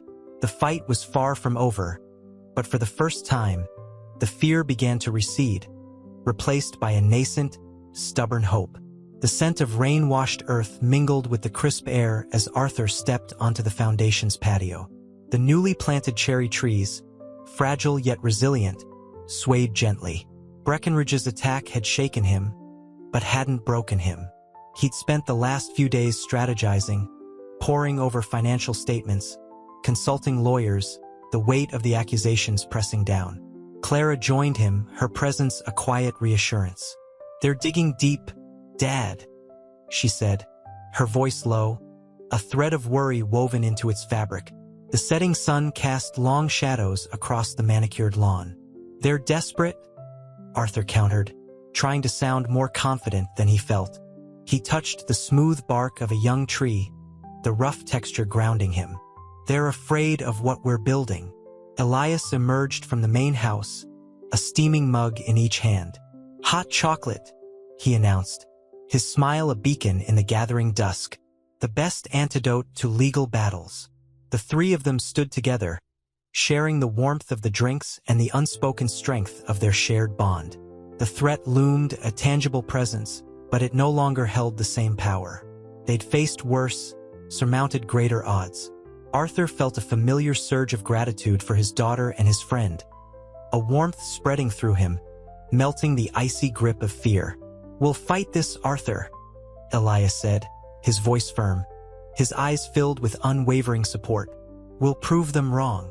Clara nodded, her hand resting lightly on her father's arm. The gesture was simple, yet deeply meaningful, a silent promise of unwavering loyalty. The setting sun painted the sky in hues of orange and purple, a breathtaking spectacle mirroring the hope that bloomed within them. The fight was far from over, but as darkness settled, a quiet resolve replaced the initial terror. They would face Breckenridge, not with fear, but with the unwavering strength forged in their shared adversity, the strength of their newfound family. They wouldn't just survive, they would triumph. The following morning, the air hung heavy with unspoken anxieties. Sunlight, fractured by the rain-streaked windows, cast elongated shadows across Arthur's study. He sat hunched over legal documents, the crisp paper a stark contrast to the tremor in his hand. Clara entered, her footsteps hesitant. The scent of freshly brewed coffee, usually a comfort, did little to ease the tension. "They've subpoenaed Elias," she said, her voice barely a whisper. The words hung in the air, sharp and chilling. Arthur looked up, his eyes mirroring the storm brewing inside. The carefully constructed calm he'd maintained crumbled. "What?" he breathed, the question laced with disbelief and a raw, primal fear. He saw the flicker of fear in Clara's eyes, a reflection of his own. "They claim he was involved somehow," Clara continued, her voice trembling. "Something about a missed phone call, a late-night meeting." She swallowed, fighting back tears. "They're trying to link him to Breckenridge, to paint him as a conspirator." The room felt colder, the sunlight suddenly oppressive. Arthur stood abruptly, the chair scraping against the polished wood floor, a harsh sound in the oppressive silence. He paced, his steps echoing the turmoil within him. Elias's quiet kindness, his unwavering support, felt threatened, brutally snatched away. "This is outrageous," he muttered, more to himself than to Clara. The fight against Breckenridge had shifted, becoming intensely personal, brutally invasive. His carefully constructed world, his newfound peace, was under attack again. Clara approached him, placing a hand on his arm. Her touch was grounding, a lifeline in the encroaching darkness. "We'll fight this, Dad," she murmured, her voice firm despite the tremor. "We'll prove their claims are lies."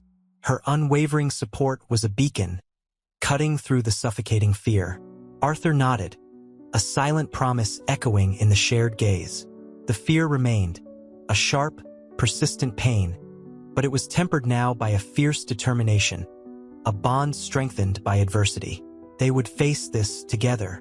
The fight for the foundation had become a fight for their family, for their future, their shared hope. The mahogany desk felt cold beneath Arthur's hands.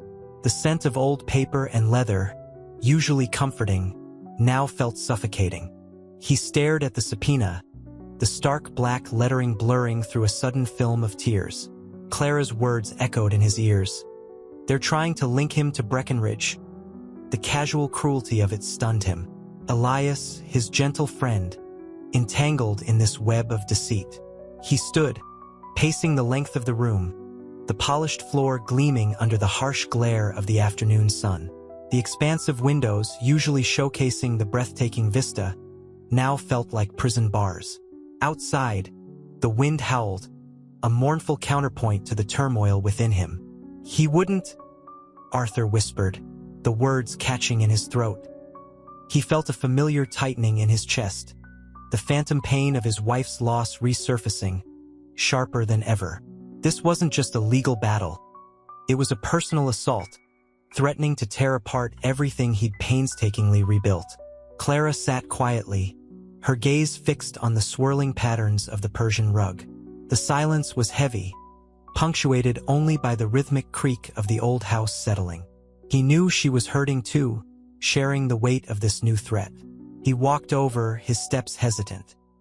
He knelt beside her, his hand resting gently on her arm.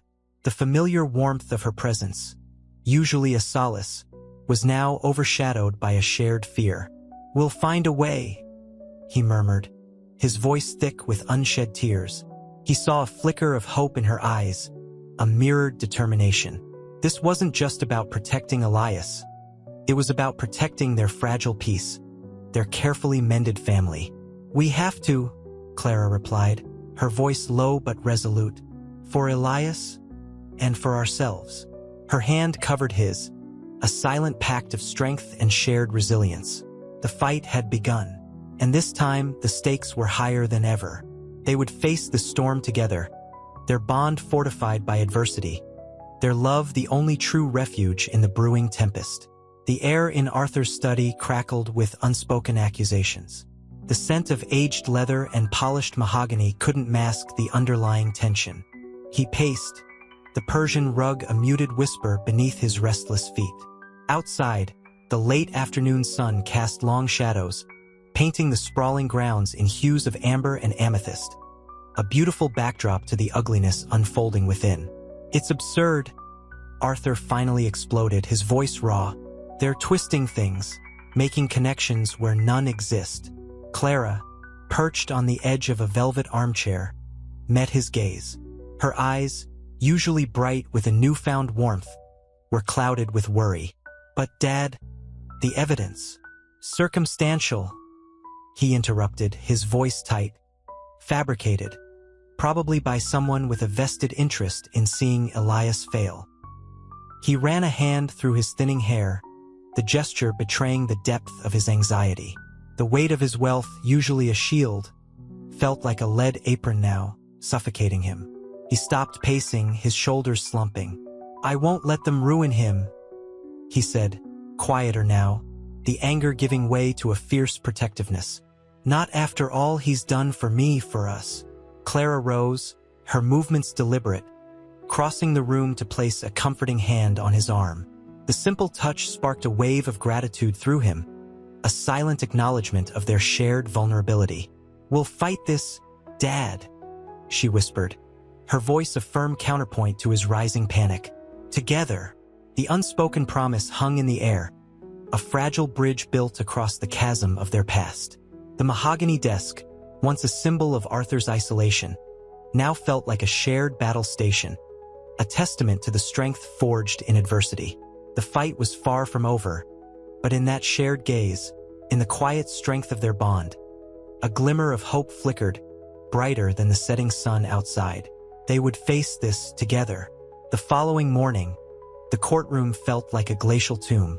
Arthur, his tailored suit a stark contrast to the oppressive silence, sat beside Clara, her hand a silent anchor in his. The air hung thick with the scent of old wood and apprehension.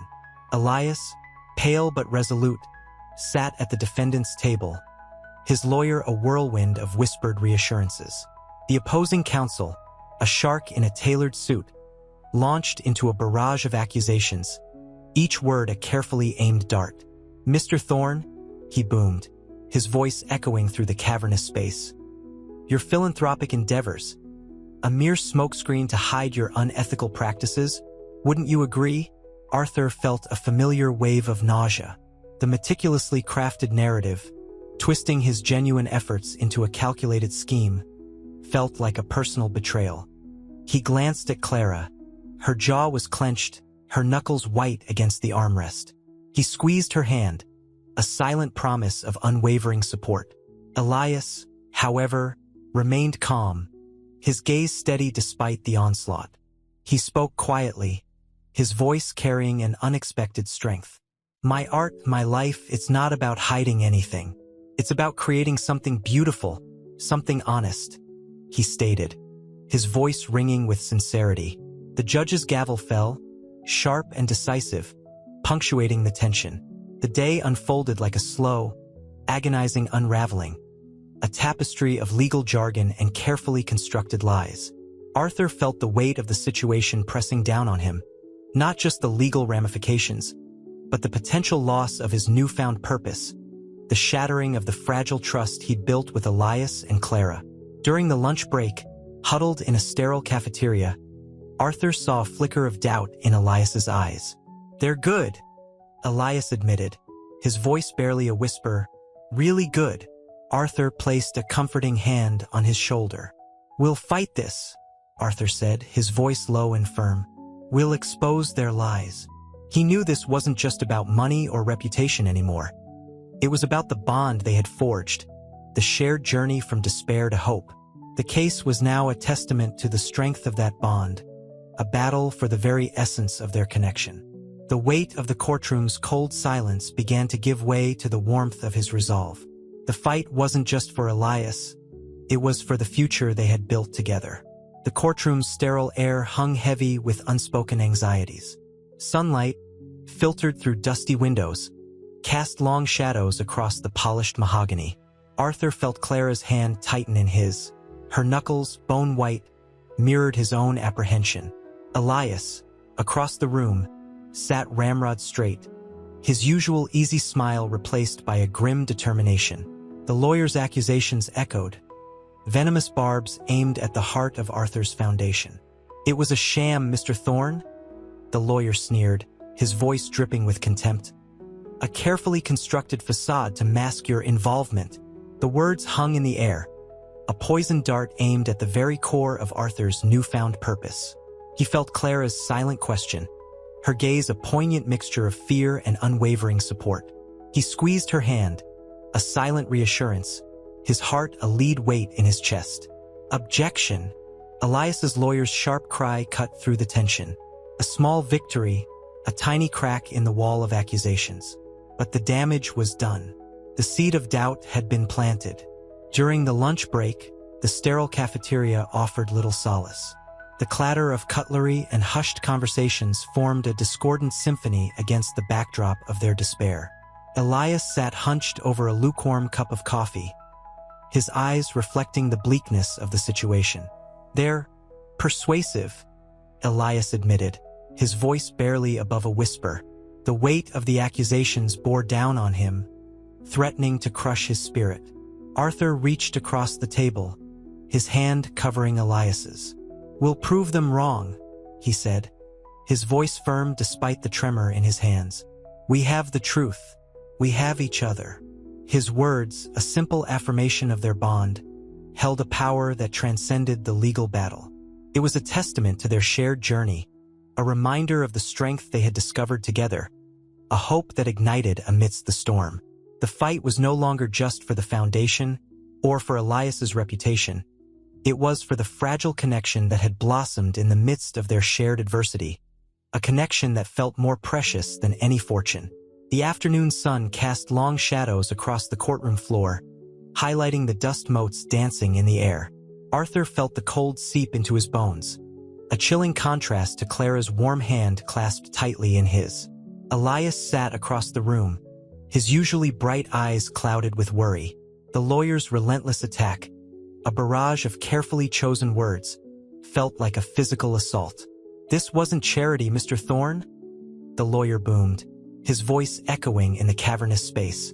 "It was a calculated move, a desperate attempt to salvage your tarnished reputation."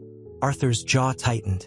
The words, though aimed at his foundation, felt like a personal attack, a dredging up of his deepest insecurities. He glanced at Clara, her face pale and strained, and squeezed her hand, a silent plea for strength. The lunch break offered little respite. The sterile cafeteria hummed with the low murmur of conversations, a stark contrast to the quiet storm raging within Arthur. Elias sat slumped, his usual vibrant energy replaced by a heavy fatigue. "They're good," Elias murmured, his voice barely audible above the clatter of cutlery. He stirred his lukewarm coffee, the spoon clinking against the ceramic mug, a small, desolate sound. "Too good." Arthur reached across the table, his hand finding Elias's. The contact was a jolt of electricity, a lifeline in the turbulent sea of accusations. "We have the truth," Arthur said, his voice steadier than he felt. His gaze held Elias's, a silent promise echoing in the shared look. "And we have each other." The words, simple yet potent, were a declaration of their enduring bond, a testament to the strength forged in adversity. They were not just fighting for the foundation, but for the fragile hope that had blossomed amidst the chaos, a hope that felt far more precious than any amount of wealth. The weight of the accusations still hung heavy, but in that shared gaze, a renewed determination flickered, a fragile flame in the encroaching darkness. The courtroom's sterile air hung heavy, thick with the scent of old varnish and nervous sweat. Sunlight, fractured by the tall, arched windows, cast stark shadows across the polished mahogany table where Arthur sat, Clara's hand a small, warm island in the chill of his own. Elias, his usual vibrant energy dimmed, sat opposite, his gaze fixed on the floor. The lawyer's final statements echoed in the silence, a relentless assault on Arthur's character, his motives, his very being. Clara squeezed Arthur's hand, her eyes mirroring his own turmoil. "They're twisting things," she whispered, her voice barely audible above the low hum of the room. The accusation of a calculated move to salvage his reputation stung. It felt like a betrayal not just of his intentions, but of the very essence of his transformation. Arthur returned her squeeze, a silent promise of unwavering support. He looked at Elias, the weight of the situation pressing down on them both.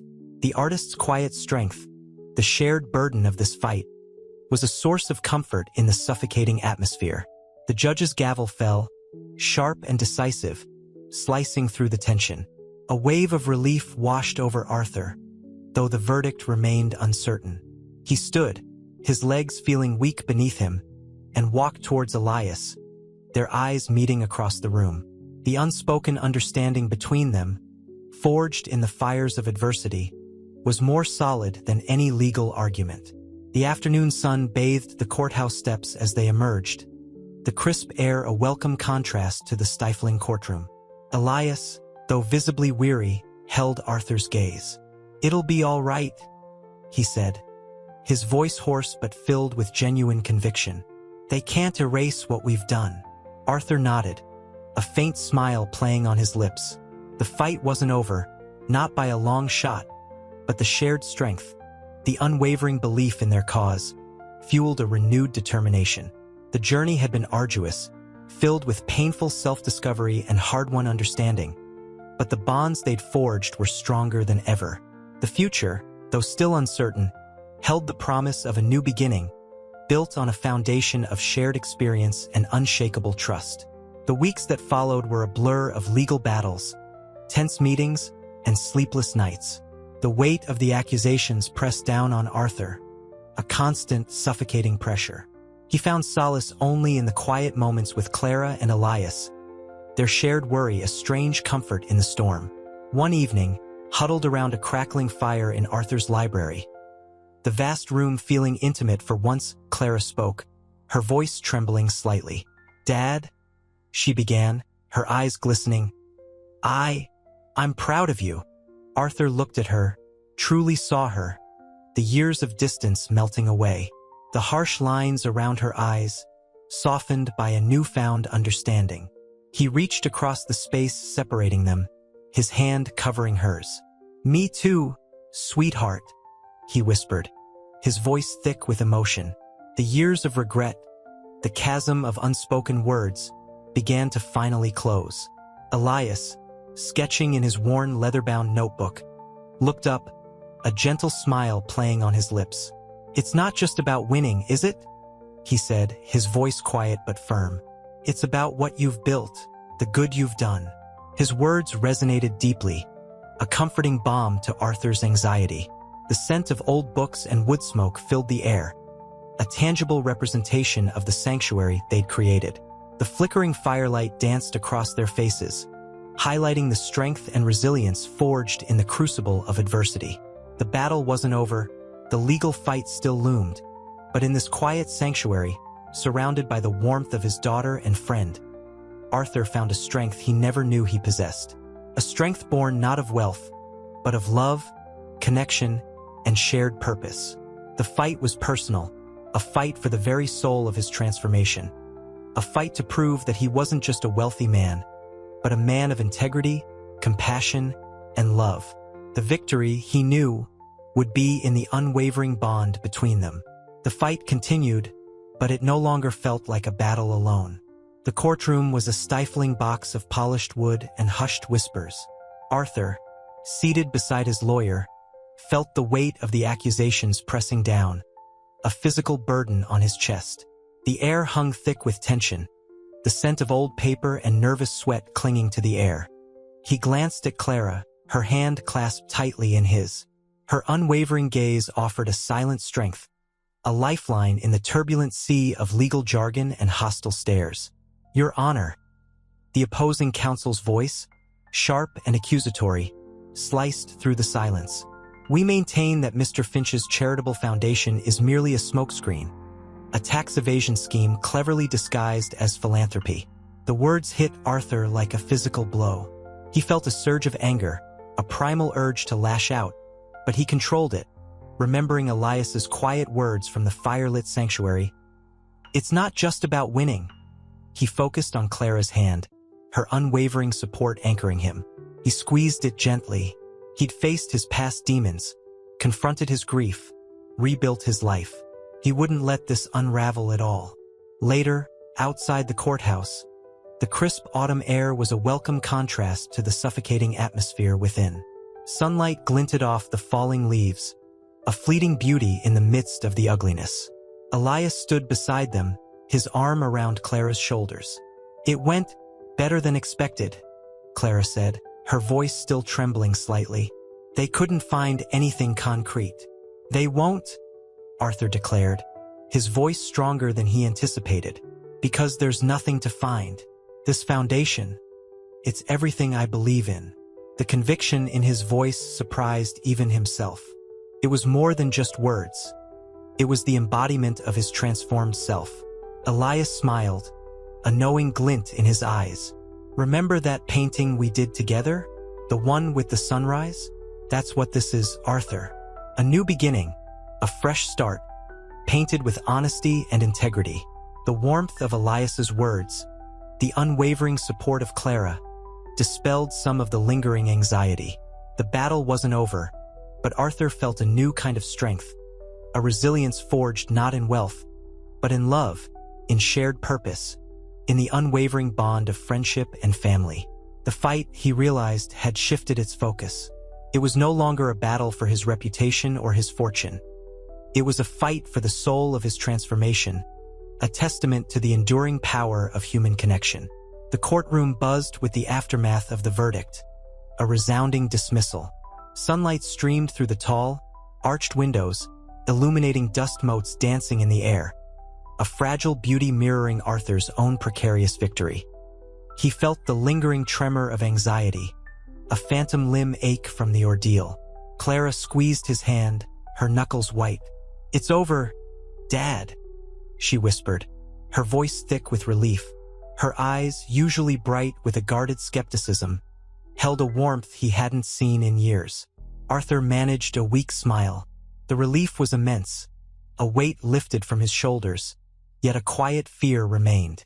He'd won the legal battle, but the true fight, the fight for his own soul, the one he'd waged against his grief and guilt, was far from over. Elias appeared, his face etched with a mixture of exhaustion and quiet triumph. He enveloped Clara in a warm hug, then turned to Arthur, his gaze steady and full of understanding. "You did it, Arthur. You faced it all." The words hung in the air, heavy with unspoken meaning. The scent of freshly brewed coffee wafted from a nearby cafe, a sharp contrast to the sterile antiseptic smell of the courthouse. Arthur inhaled deeply, the familiar aroma grounding him in the present. He looked at Clara, at Elias, at the sunlight filtering through the leaves outside, and a profound sense of gratitude washed over him. This wasn't just a victory in court. It was a victory over the ghost of his past. He traded his gilded cage for a life filled with genuine connections, with love, with purpose.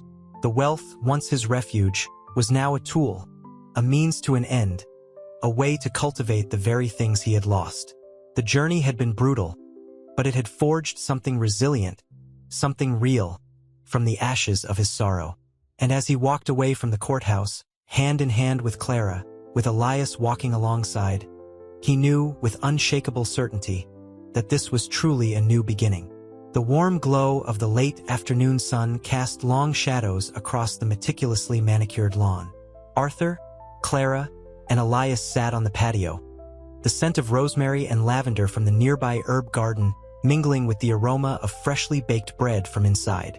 Silence settled between them, a comfortable silence, punctuated only by the chirping of crickets. Clara, her face softened by a rare smile, reached for her father's hand. "Thank you, Dad," she whispered, her voice husky with emotion. "For everything." Arthur squeezed her hand, his eyes welling. He hadn't felt this close to his daughter in years. The years of resentment, the chasm of grief that had separated them, seemed to melt away in the warm embrace of this moment. Elias, watching them, felt a surge of happiness. He'd played a part in this reconciliation, a quiet architect of this newfound harmony. He knew his contribution had been small, a gentle nudge in the right direction, but he felt a profound sense of fulfillment. "It wasn't just me, you know," Arthur said, his voice thick with emotion. "It was all of us. We pulled each other through." He looked at Elias, gratitude shining in his eyes. "You especially." Elias chuckled, a low rumble in his chest. "I just showed up with a paintbrush and a willingness to listen." He paused, gazing at the setting sun. "Sometimes that's all it takes." Clara smiled, a genuine smile that reached her eyes, banishing the years of guardedness. "It feels like we're finally a family again." A wave of emotion washed over Arthur. The weight of his past transgressions, the crippling guilt, felt lighter now, almost insignificant. He had rebuilt his life, not with wealth, but with love and connection, the most valuable currency he'd ever possessed. The journey had been arduous, but the destination, this quiet evening spent with his daughter and his friend, was worth every struggle, every tear. He raised his glass of wine, a silent toast to a new beginning. The future stretched before them, uncertain yet filled with hope. Months passed. The crisp autumn air carried the scent of wood smoke and damp earth.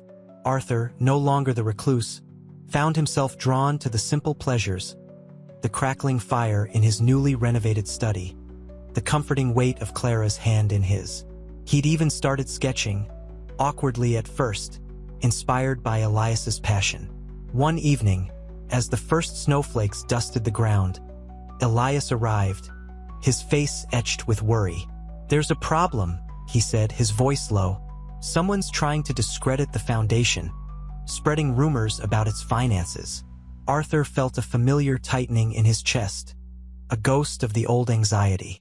But this time it was different. The fear was tempered with resolve.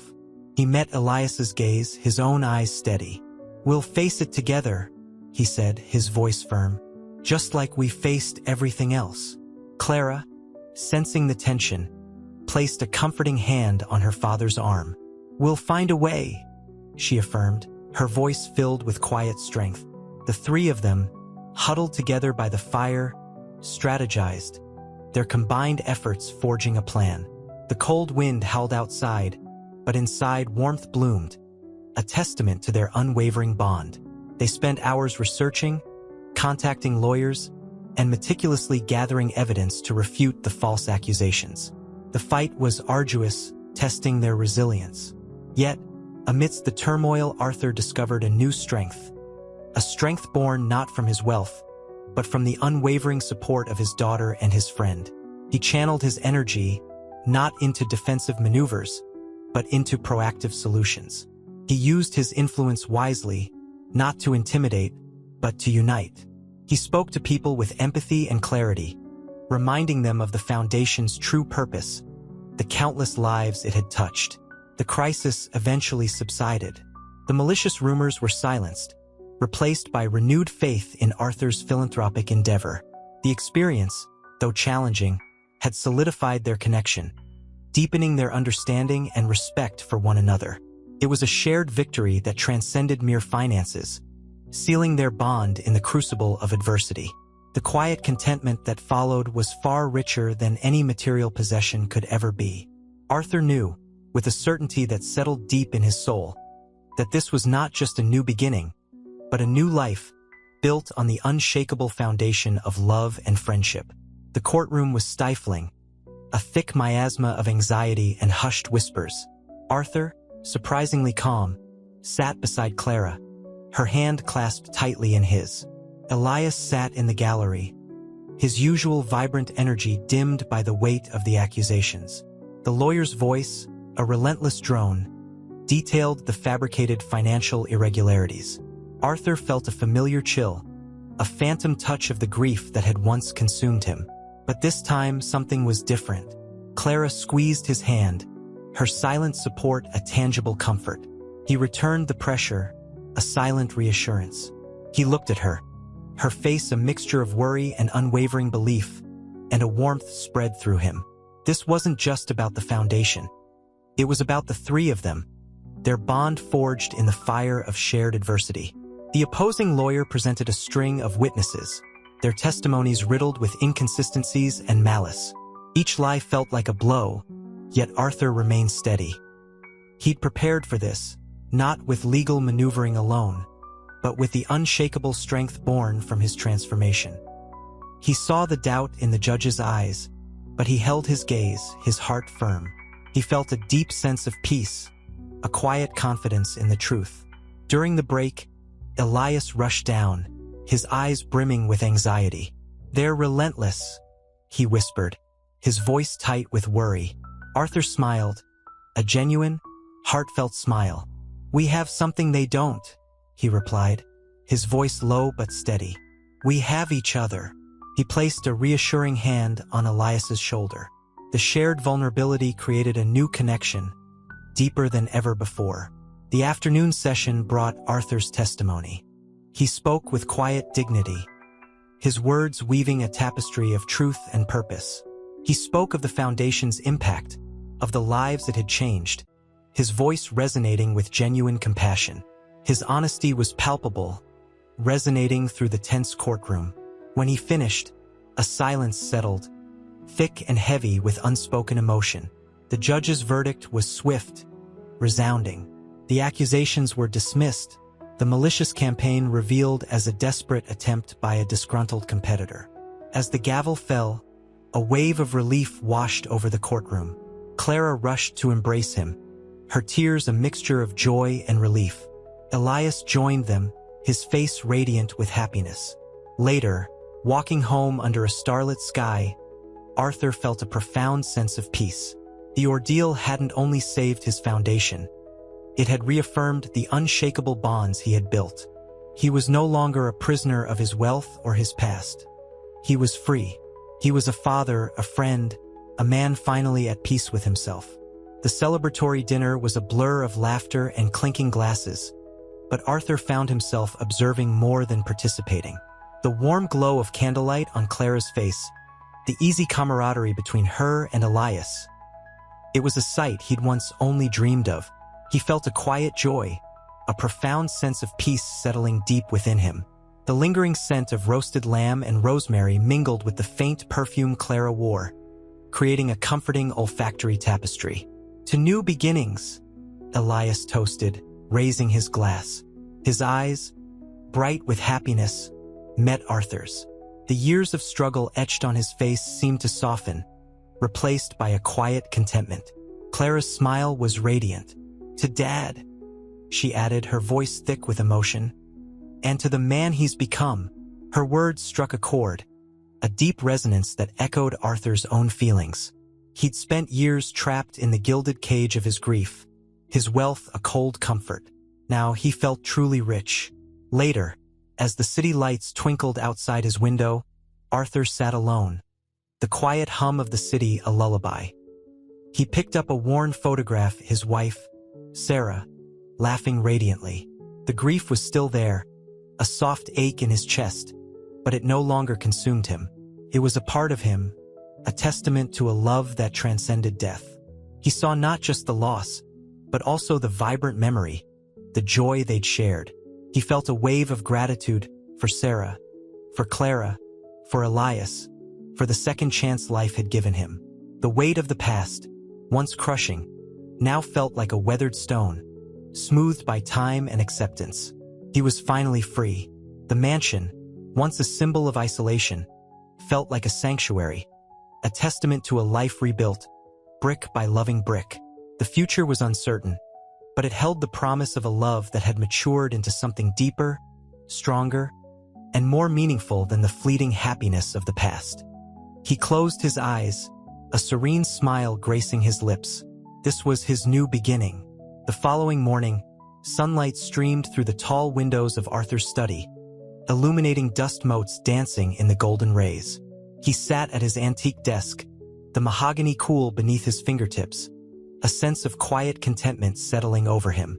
The threat to the Foundation had been neutralized, a victory achieved not through brute force, but through thoughtful negotiation and a surprisingly effective appeal to the shared human desire for good. Clara entered, carrying 2 steaming mugs. "Coffee, Dad?" she said, her voice soft, a smile playing on her lips. The scent of freshly brewed coffee filled the air, mingling with the leather-bound books lining the shelves. "Thank you, sweetheart," Arthur replied, his voice husky with emotion. He reached for a mug, his hand lingering over hers for a moment. The simple gesture spoke volumes of forgiveness, of healing, of a bond finally mended. Later that afternoon, Elias arrived, carrying a sketchpad and a small, carefully wrapped package. "I finished the commission for Mrs. Gable," he announced, his eyes sparkling with pride. "And I thought you might like this." He handed Arthur the package. Inside was a small, intricately carved wooden bird, its wings outstretched in flight. A simple yet profoundly beautiful piece. "It reminds me of Sarah," Arthur said softly, his voice catching in his throat. The bird, a symbol of freedom and hope, seemed to mirror his own transformation. Elias nodded, understanding unspoken. They sat in comfortable silence for a while, the only sound the gentle ticking of a grandfather clock in the hall. The weight of the past still lingered, but it no longer overshadowed the joy of the present, the promise of the future. That evening, they dined together on the terrace, the city lights twinkling like a scattered constellation below. Clara recounted a funny anecdote from her day, her laughter echoing through the warm night air. Arthur listened, truly listened, not just hearing the words, but feeling the joy emanating from his daughter. Elias, ever the observer, sketched the scene, his pencil moving swiftly across the page, capturing the essence of their shared happiness. The air was filled with the scent of jasmine and the distant hum of the city, a soundtrack to their newfound harmony. The clinking of glasses, the soft murmur of conversation, the warmth of their shared laughter. It was the symphony of a family reborn, a testament to the enduring power of human connection and the transformative grace of second chances. The past remained, but it no longer held them captive. They were free, finally free to build a future as vibrant and beautiful as the night sky above them. A family reborn.